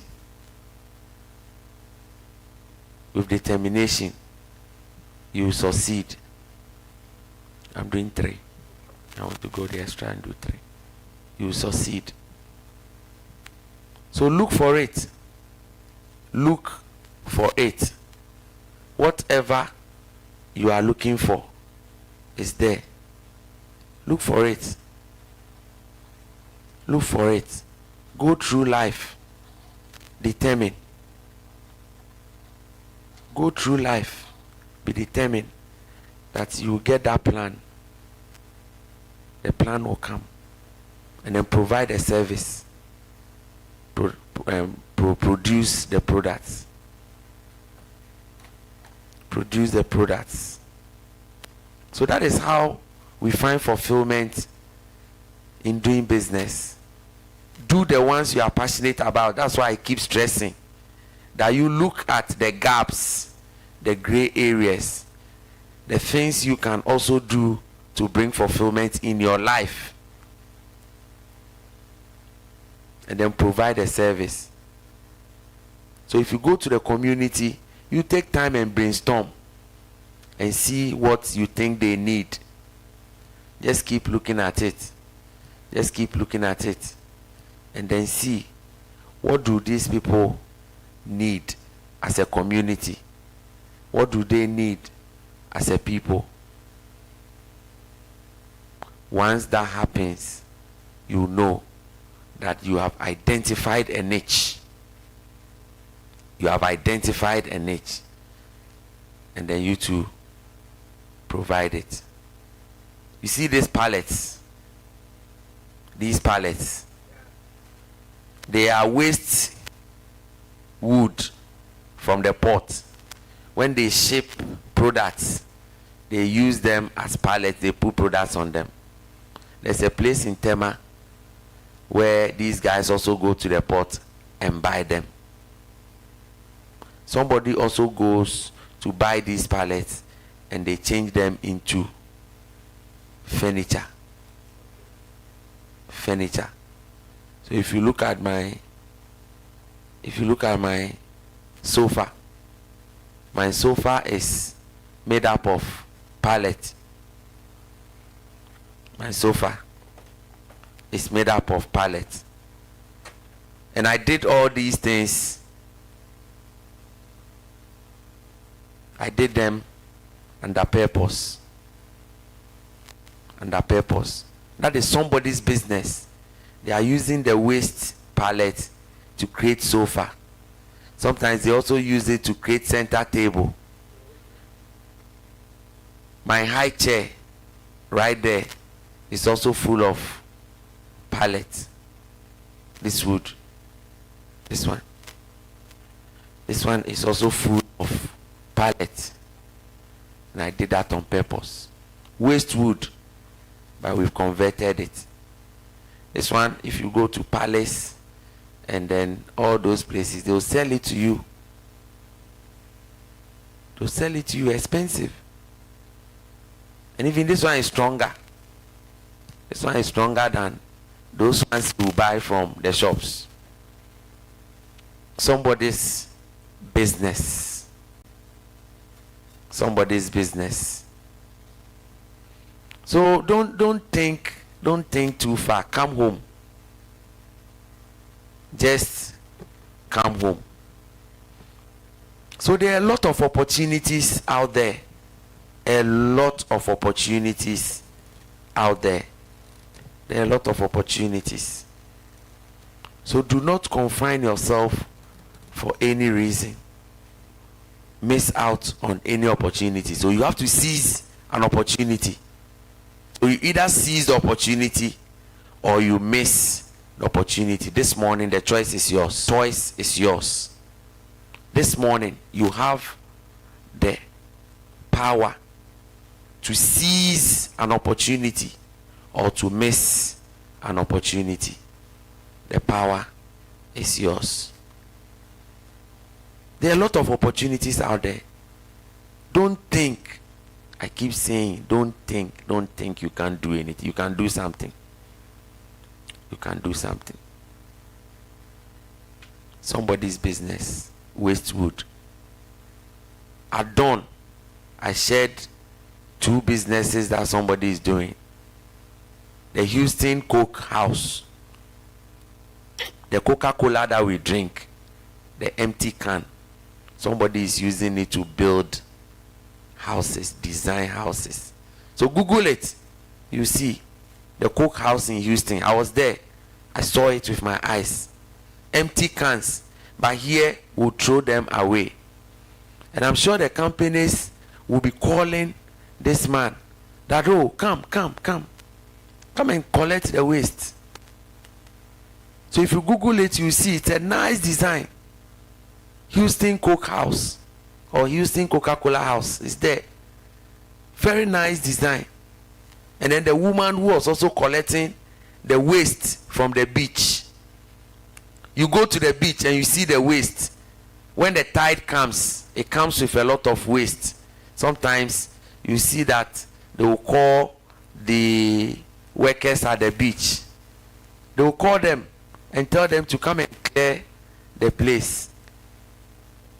When they come, they sweep everything, put it in a sack, and go and dump them at the refuse dump. But someone thought it wise that this thing that you guys are sending out there, I can do business with it. So the beach, she will go to the beach and she will collect all this waste bottles, nets, kako, all the things. When you go and eat kebab, and you put takeaway pack and rubber bag, black, white, green, everything that will be washed ashore, this woman will collect it and then go and create an art. So like this, my picture here, she will use waste to create my picture nicely. It will even be nicer than the original one that we've printed. So if you land at Budapest airport, all the big designs you see is from this woman. She's making millions from waste. And you two, you are there, you are thinking you want to make millions from properties. Somebody is using waste. So think. This session is for people to think. That is why I want to go out there and go and inspire millions of students so that their lives will be better. It is possible. 81, we are going. It is possible. It is possible.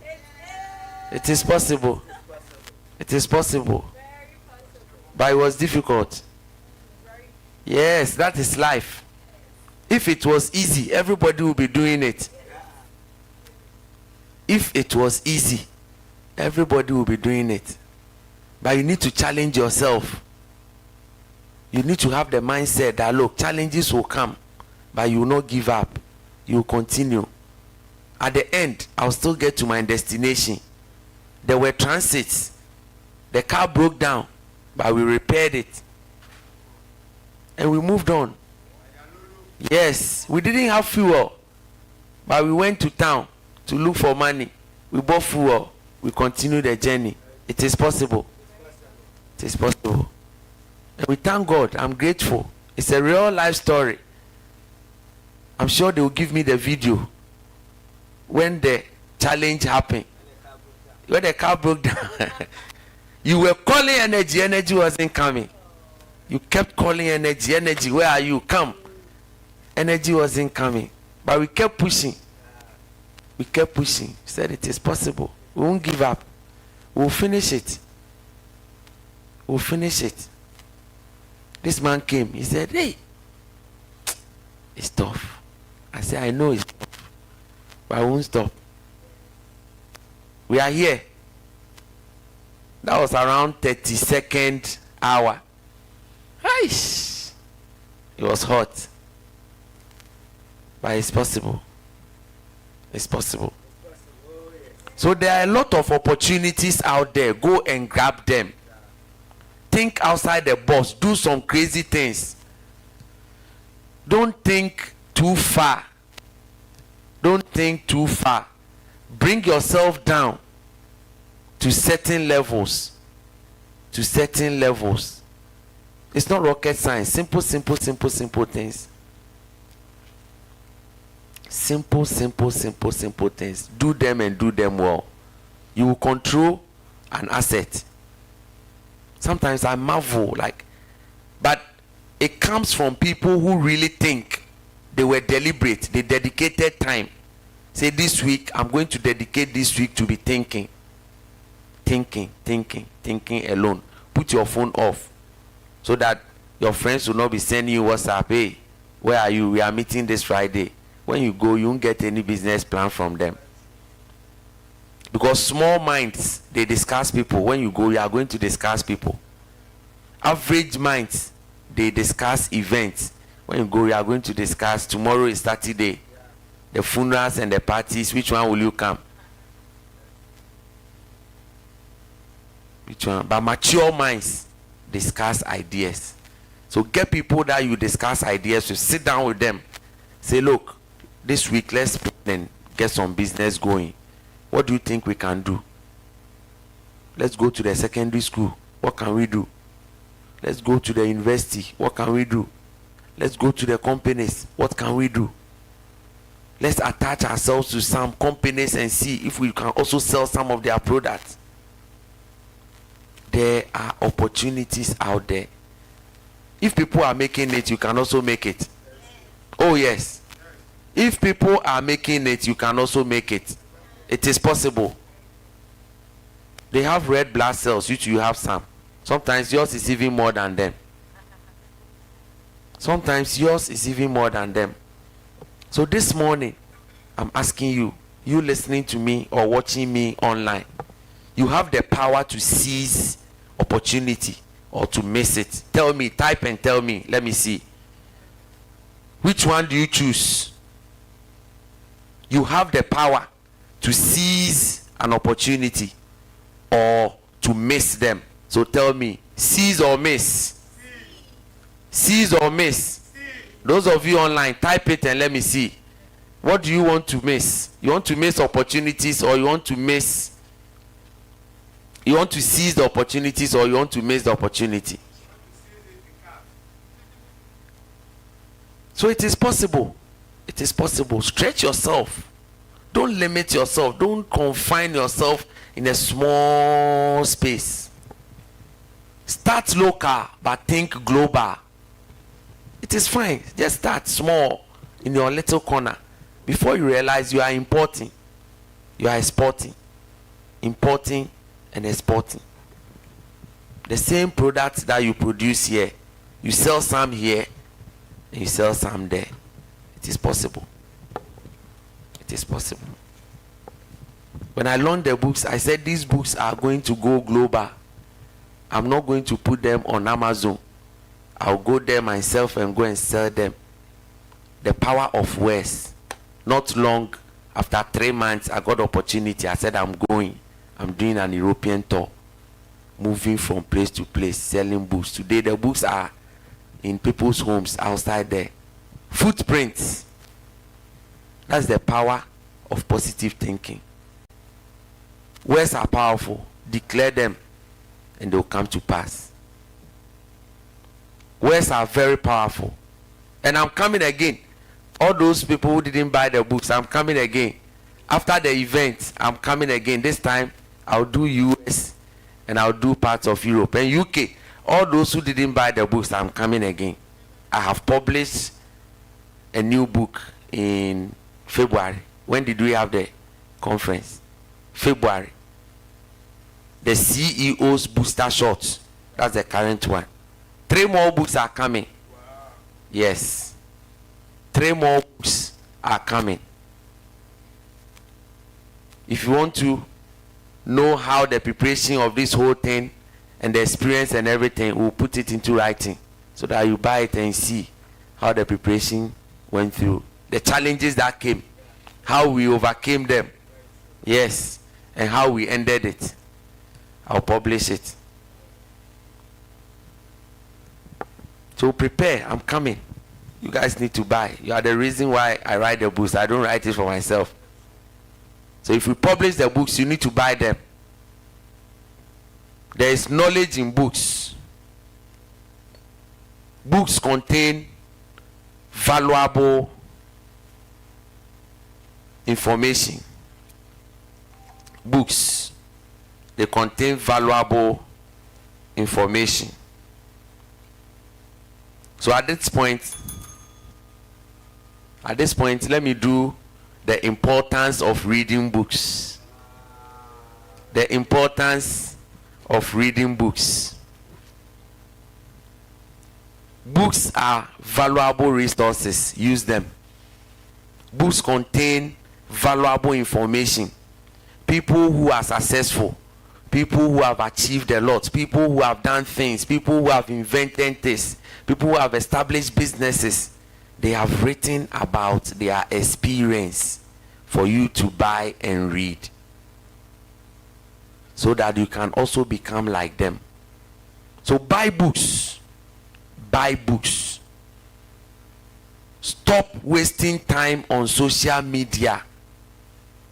There is a lot going on social media. Social media is a nice place to be. If you are not happy, go to social media, you will be happy. You will watch videos from morning to evening. You will watch videos from morning to evening.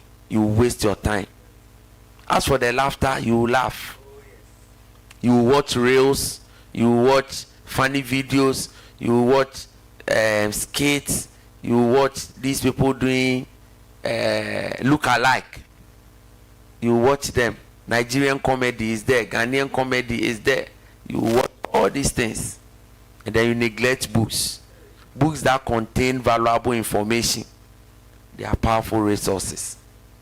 But when you wake up, you'll be on Instagram, you'll be on TikTok, you'll be on Facebook, you'll be on Snap, you'll be on Twitter, you'll be on which one?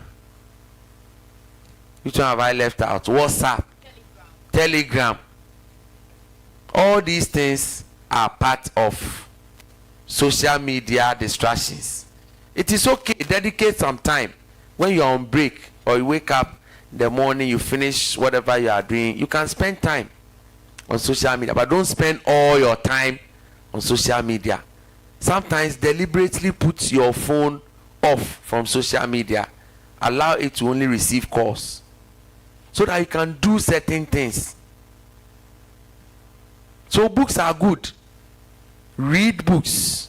The importance of books. Everything you are looking for is in books.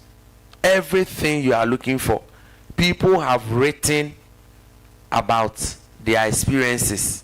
People have done research and they have documented them for you to read. So read books. Books are important resources. Read them. They are important resources. Read them.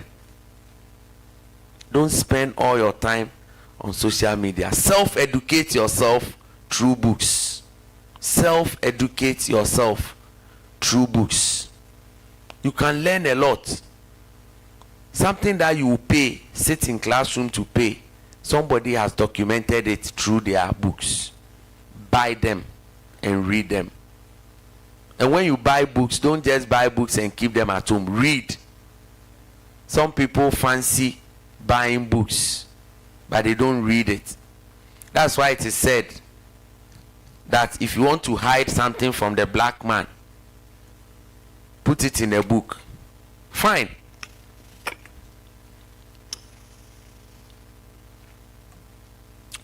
Black man has now discovered that they said if you want to hide something from them, put it in a book. So now black man started buying books. Black man started buying books. But the interesting thing is that they used to put it at the first page. So black man wasn't buying books and they'll put a thing there, you won't get it. But now black man is buying books, but they put a thing in the middle to the last pages. Black man will not read to that page. So black man is smart. Black man started buying the books because they told him black man doesn't buy books. But now black man is buying books, but he won't read to the last end to identify whatever was there. So read books. Books are important resources. Read them. Read them. Sometimes people hide under I want e-book. I want the electronic book. Well, my argument has always been simple. I prefer the hard copy books. I prefer them. You can always make references to them. You can lose your phone. Maybe you can even have a folder where you keep all your e-books. But you can lose your password. You can lose your gadget. And sometimes you are so tired that you want to just take your eyes off this blue screen. So don't hide under e-books. Me, I like reading e-books. When I published my books, some people didn't want to buy. They were asking me, I said, I don't have e-books. I have the hard copy. Buy them. Read them. Put them on your table. Somebody will see. Repeated references. Somebody will see. They will also go and read. Some people even called me. They said, oh, Daniel, the books that I bought, some people have taken them. They are reading it. I said, thank God. When they finish, let them give it to other people before it comes to you. If it is e-book, will somebody see it? They won't see it. When we get there, we'll be doing the e-book, but for now, we are doing the hard copies. Buy the hard copies. When you see some nuggets, use highlighter. Highlight it. You can always reference it. Hey, Daniel says something in page 10, you highlight it. Anytime you want to make reference, you pick the hard copy, you open page 10, it is there. But if you have ebook, where are you going to find that thing from? Maybe you don't even know where you saved the book. So let's read, and read. Books are important resources.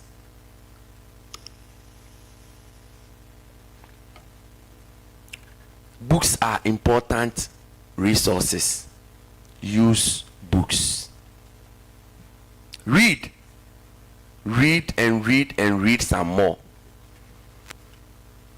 Read and some more.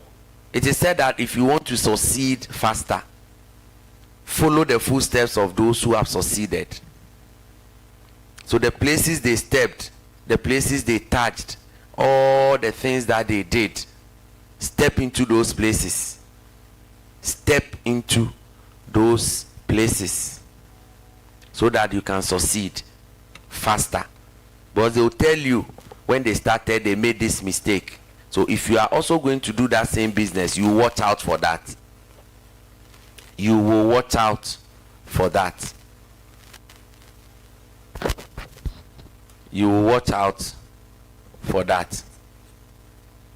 You will watch out. You will know that, oh, the book I bought, the man said when you start a business, don't employ plenty people.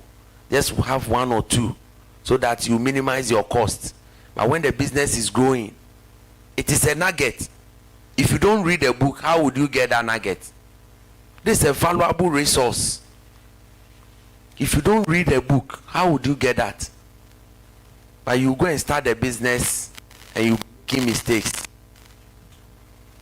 You go and start a business and you'll be making mistakes because you refuse to buy a book to learn that thing from.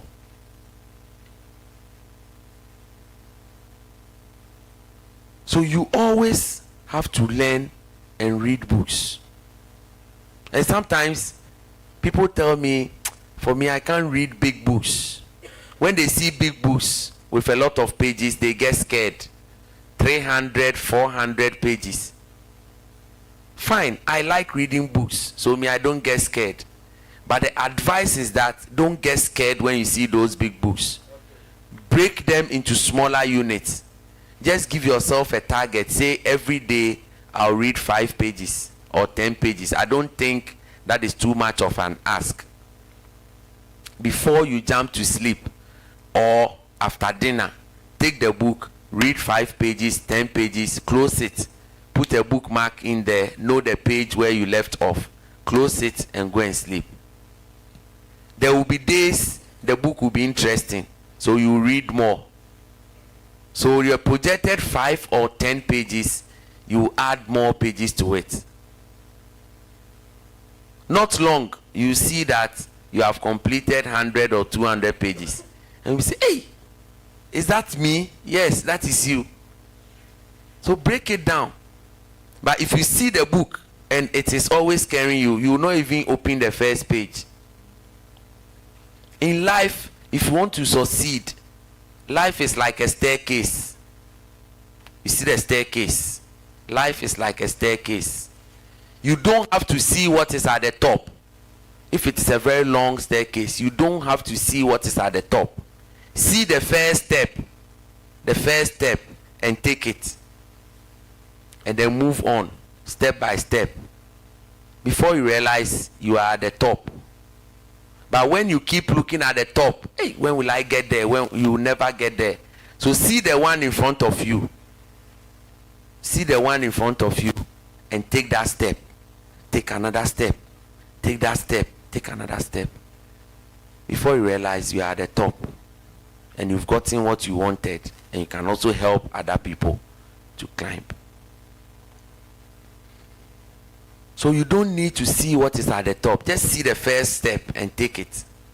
Take the first step, baby step, step of faith. Take that one and move on. So when you see those big books, until you open them to use the 5 or 10 pages approach, they will always scare you. They will always scare you. So these are some of the things you need to do so you can be able to read books. So you can read books.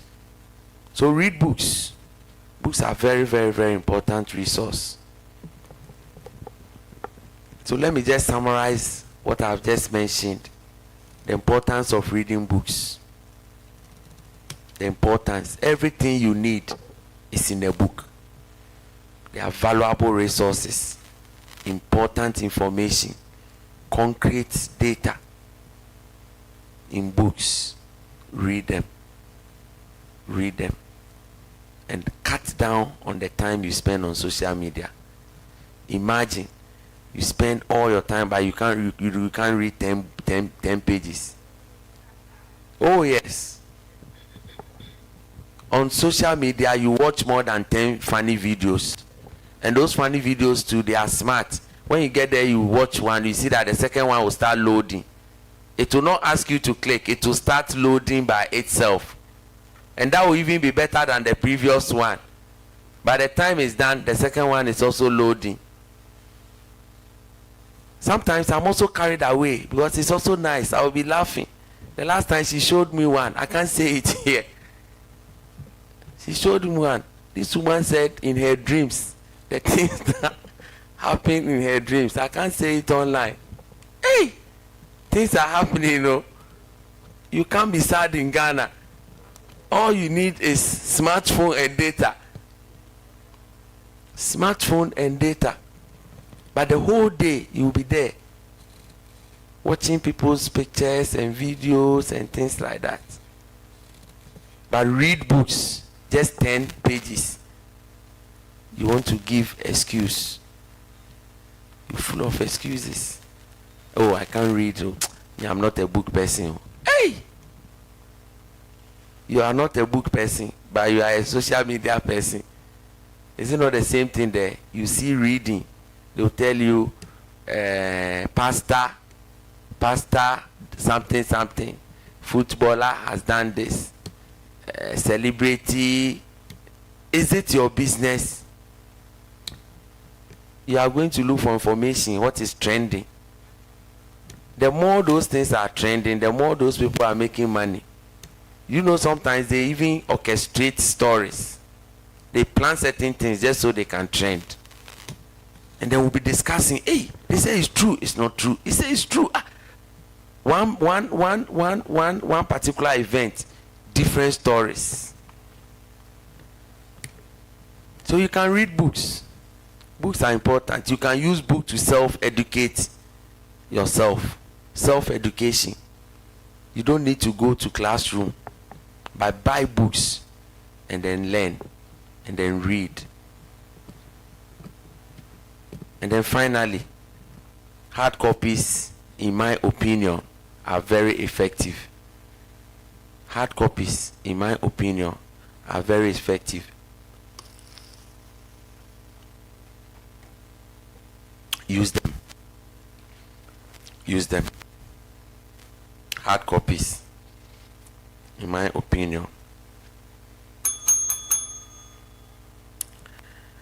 The geographic location of Ghana. Geographic location of Ghana. Ghana is an interesting country. Ghana. Very interesting country. Right from the geographic location to the people, to the food we eat, to our culture, everything. Ghana is an interesting Ghana, you didn't hear that from me. Ghana is an interesting country. Ghana is an interesting country. At the north, we have Burkina Faso. They speak French. To our east, we have Togo. They speak French. To our west, we have Ivory Coast. They speak French. There are places in Ghana that have unique features. Do you know Kintampo? Kintampo is the center of Ghana. Yes, Kintampo is the center of Ghana. So if you take the cross section of Ghana, Kintampo is the center. Yes. Kintampo is the center. If you go to Tema, there is the Greenwich Meridian. Latitude 0 degrees. That is where it is lying in Tema. And that latitude also goes straight. It passes through UK, somewhere in London. So that place is also called Greenwich. Anytime I'm in the train and I pass by, I say, hey, if I trace this line, I'll get to Tema. So they are friends, they are sisters. Ours is Greenwich Meridian. This one too is Greenwich. From those stops, from Greenwich close to Woolwich. I'm sure from Greenwich you go to Woolwich, Asna. Those areas is there. Or Strood, the train line. So Greenwich is there. And it's the same line that cuts through Tema. So Ghana is an interesting place. If you are in Ghana, you can't be sad. You can all you need is data. In the morning, you listen to Antenna. In the afternoon, you listen to Acrobeto. You listen to Acrobeto. So Ghana is an interesting place to be. And Ghana means a warrior king. A warrior king. A warrior king. Ghana is an interesting place. Greenwich Meridian and Greenwich, that's a borough of London. It's there. We have a lot of tribes. A lot of tribes in Ghana. We have the Gans, we have the Ewes, we have the Dagumbes, we have the Fantis, Ashantis, Nzimas, the Guans, we have the Bono, a whole lot. All these people are nice people. And then the Ghanaian food. When you travel and go to any city, they have their traditional food. If you come to Accra, they have their kenke and fish. Traditional. They can eat it in the morning, eat it in the afternoon, and then eat it in the evening. Gan kenke and fish, gan kenke and fried egg, gan kenke and black pepper, gan kenke and shrimp, gan kenke and fried goat meat. Combinations. And pork, gan kenke and pork. Rabbit meat. I confirm they eat it with catfish. They eat it with turkey, chofi, sausage, sardine, corned beef. So Gans are strange people. Gans. They eat all these things, and when they catch you and they are insulting you, what? A Gan woman can beat you with her mouth. Oh yes, she can beat you with her mouth. What? And when they are fighting each other, you see that one person will be on the floor, but he'll be telling you, when I get up, I will beat you. Meanwhile, you are being defeated on the floor. When you go to Ashanti region, oh what? Fufu. They eat fufu in the morning, fufu in the afternoon, fufu in the evening. My family house in Kumasi, it's a big building, big mansion, almost about 52 different rooms occupied by the extended family.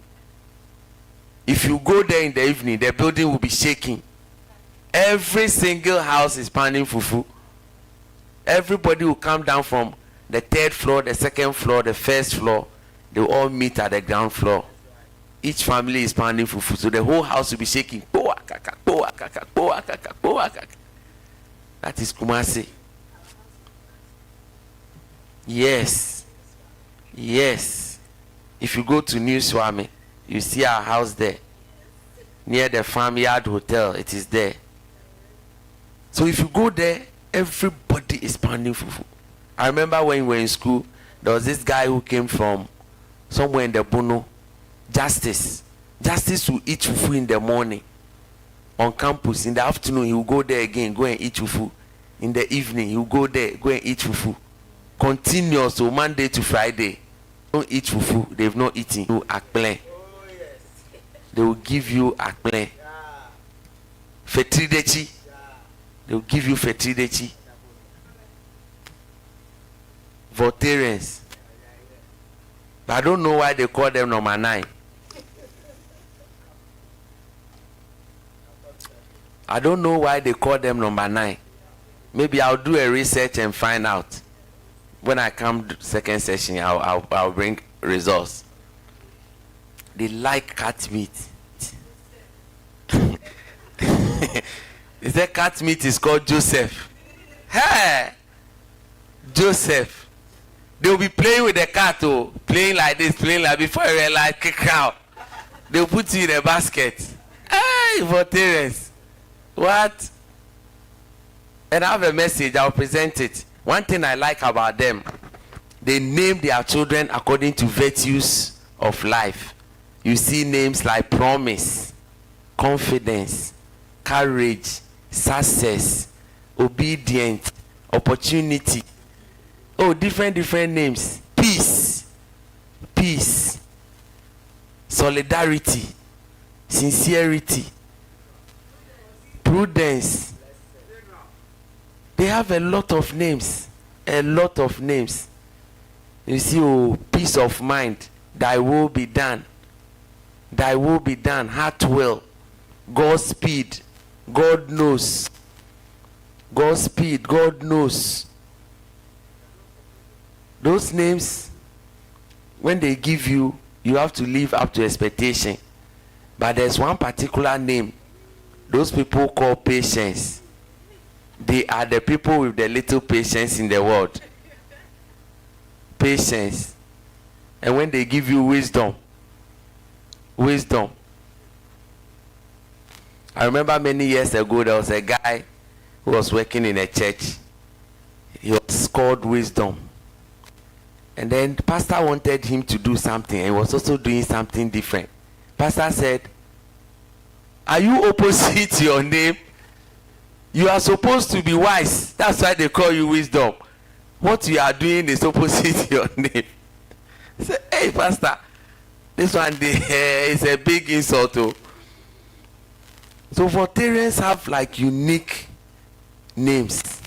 And then if you go to Cape Coast, oh, Cape Coast, nice names. I think because they live with the white people. So you see Richardson, Clarkson, Robertson. And then they have some nice compound names. You see something like Harold, Gerald, Josephson. They have like three names. Pamela, Pearson, Pebelane, hey, Peterson. Hey! Then they have nice names. Okay. So I'm being told I've done 3 hours. So I'll take a quick break and I'll come back. We are picking. It is possible.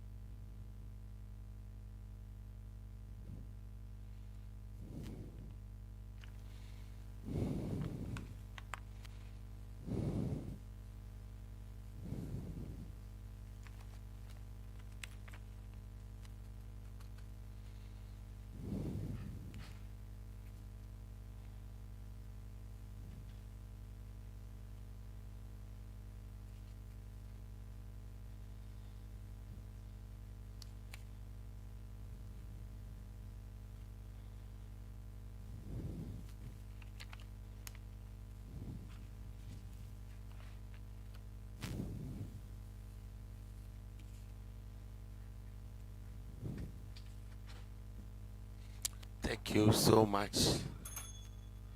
Thank you so much, in-house audience, and thank you all those watching online. So we are back again to continue the session. 82 hours, still counting. We are still cruising, so we are believing God. It is possible. It is possible. It's possible. Quick money syndrome.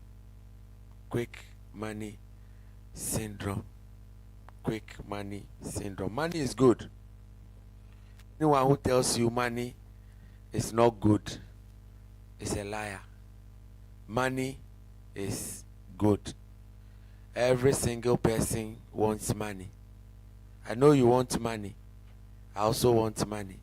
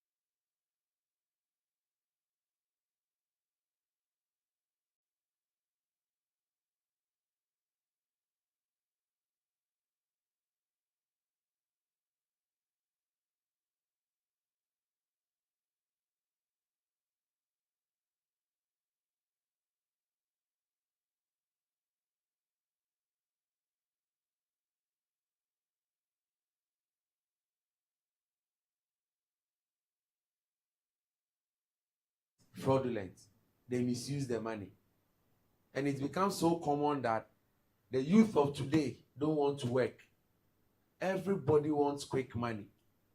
They want quick food, quick money, quick assets. Everything is quick, quick, quick, quick, quick, quick. And they don't want to work.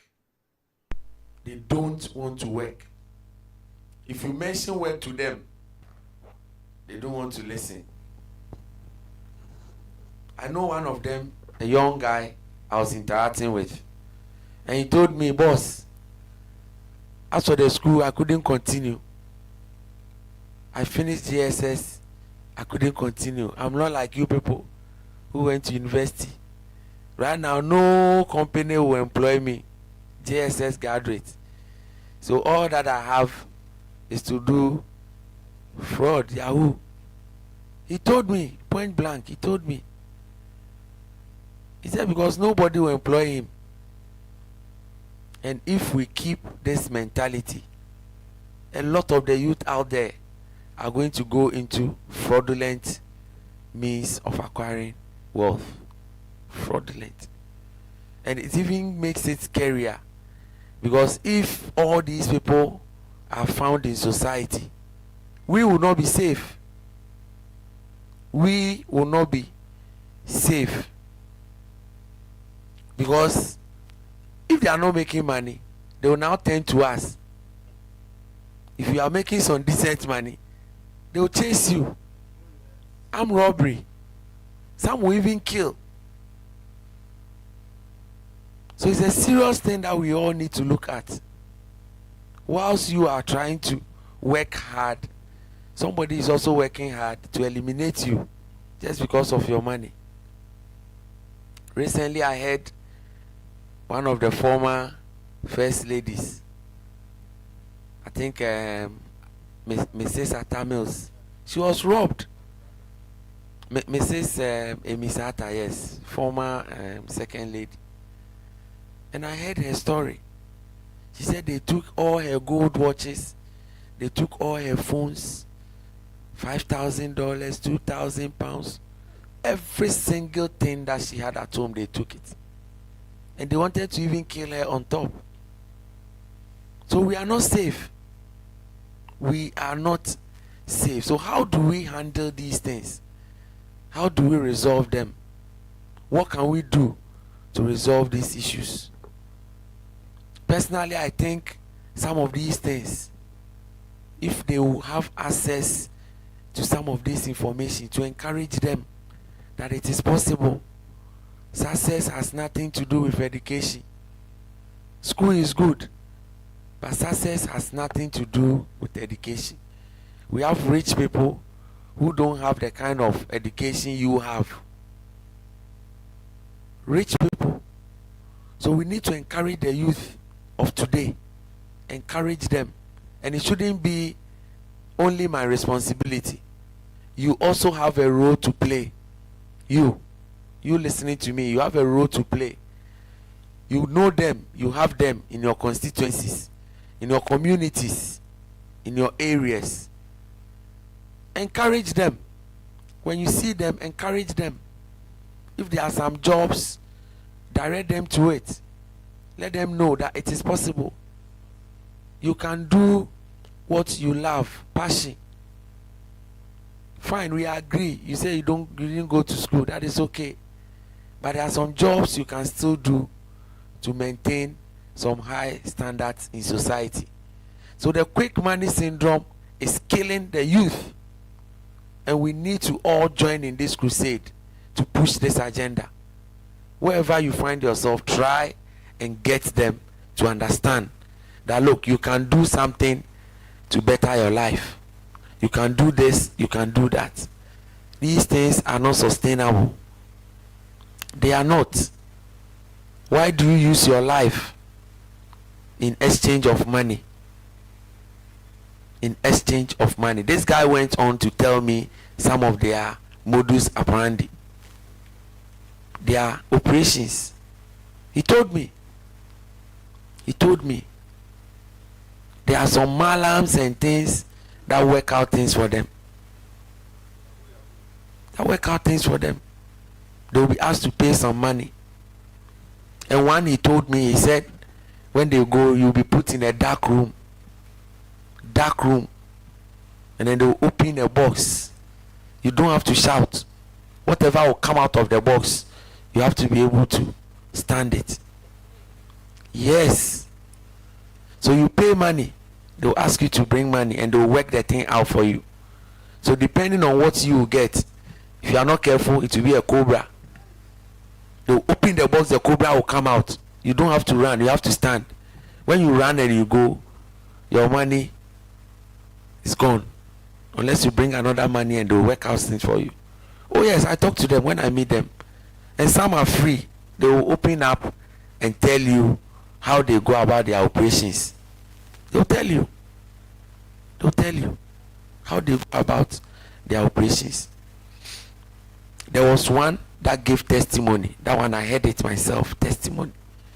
Young Presec boy.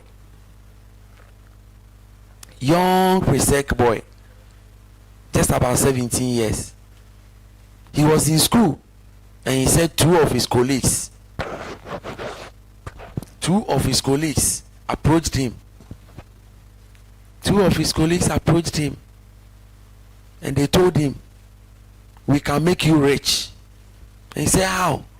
He said, oh, if you agree, then you have to follow me. So these two guys convinced this young boy right from school.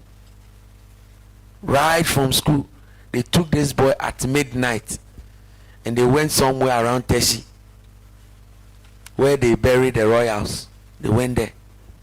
Apparently these guys had dug a hole under a tomb and they have access to gold because the royals are buried with gold ornaments and things like that.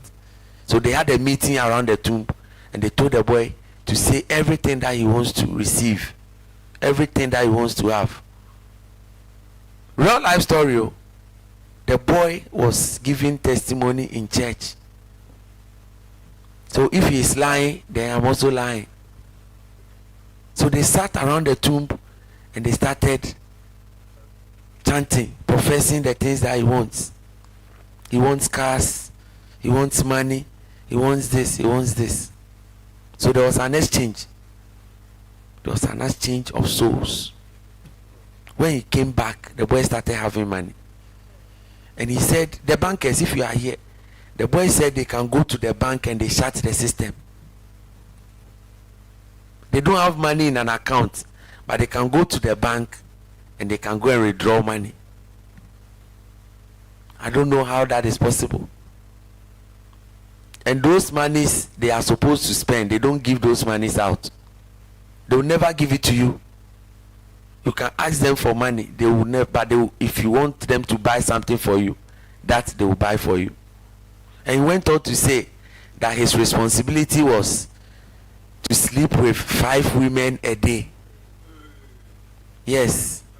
So because of his money, he bought plane tickets in tenor, Accra Takrade, Accra Kumasi, Accra Tamale.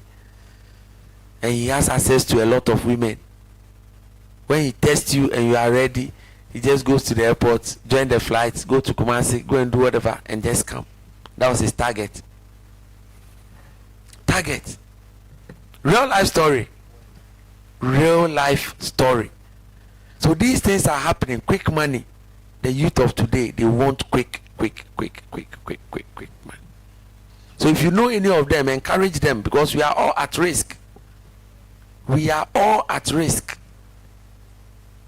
They will see you doing well. They want to come for your money. They will enter your house, come and rob you. If you are not careful, they will kill you.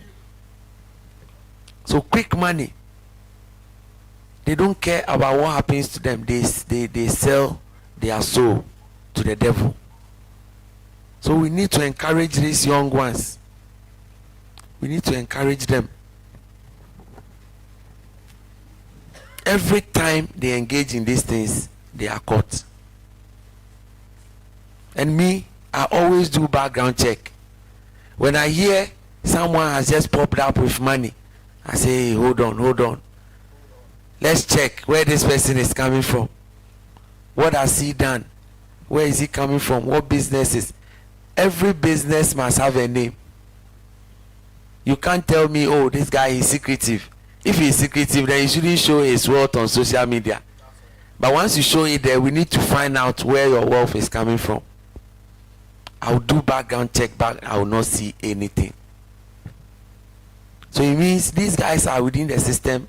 When they get money, then they will now register some businesses and flaunt it as if the business is what is producing the money. You can always check. Then you ask them, so they are doing oil and gas. Oil and gas, which company? If you go to Registrar General, every company has an office. Every company has the date it was incepted. Every company. But these guys will tell you, oh, he's into oil and gas. He's a big businessman. Not long, they will be busted. Recently, we had one from somewhere, Dubai. Sometimes and I don't know, they want to legitimize their wealth. The kind of things they do will marvel you. They buy some cars and they are always flaunting them, and designers who will be making genuine money and be doing all these things at the same time. Yes, we know some rich men are doing it. We are all here. We don't know about it. We only hear. But sometimes the kind of things they do, genuine rich men will not do it. I think 2-3 days ago, I shared a story that if you see anyone splashing money, just know that it's not genuine. No one will go and work 8 to 5 and come and splash money. Hey, even at engagement, they won't splash money.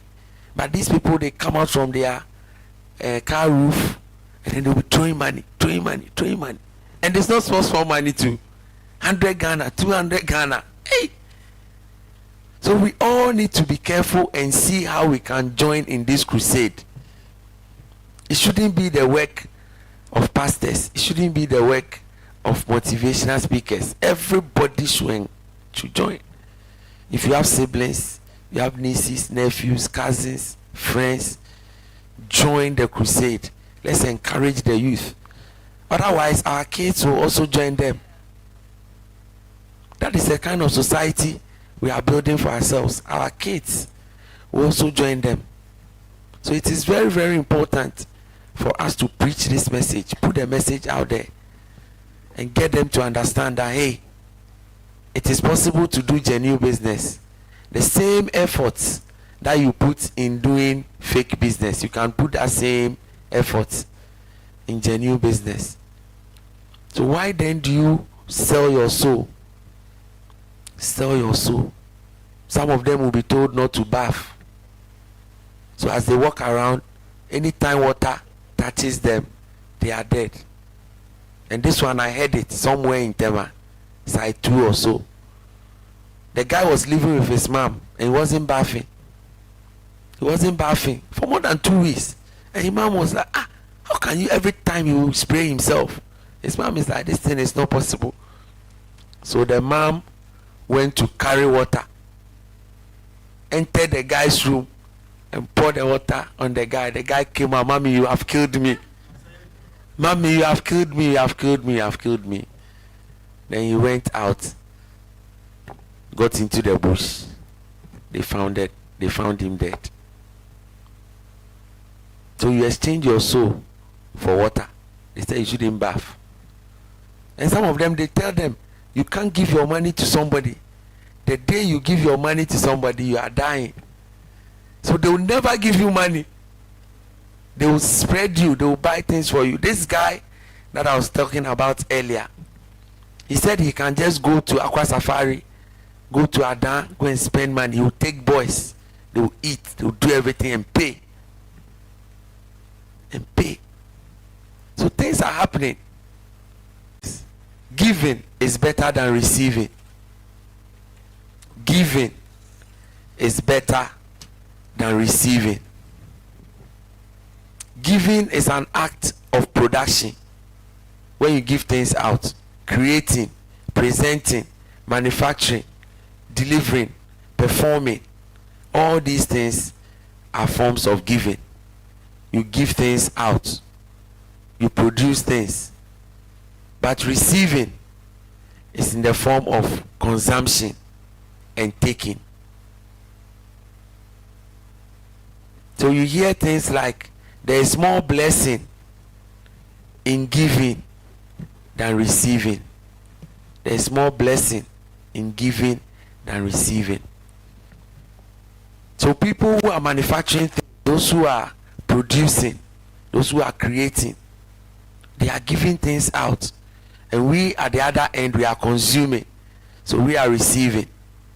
So biblically, if we talk about there is more blessing in giving than receiving, that is what it means. But from a motivational standpoint and an inspirational perspective, when we talk about giving, giving is putting your talent out there. It's simple. Putting your talent out there, putting your skill, your competence out there so that people will benefit from it. And when you do that, that is where you also get money in return. So to tell you there is more blessing, that is the blessing. the monies that you will receive when you give out your talent. So it is very good. When you give out your talent, you will get rewards. You will be blessed. You will get money. That is why it is important for everyone to get into the act of giving. And when we talk about that giving is not the giving in church. That is the spiritual base. But we are talking about motivation, inspiration, business. Give something out. Footballers are giving their talent out by playing football. They are entertaining people. They are giving talent out. You are providing security. It's a form of talent. Providing natural food supplements. It's a talent. You are giving it out and people are benefiting from it. So obviously you'll be blessed. Obviously you will have something in return. It's an idea. It is an idea. So as long as you put it out there for people to also receive, you'll be making money. So if you are also always at the receiving end, you are not making money. You are paying them every time you pay them. So it's simple. But sometimes people equate it that, oh, there's more blessing in giving, so let me go and give some shoes or some dresses, or let me give in church, or let me go and give in church.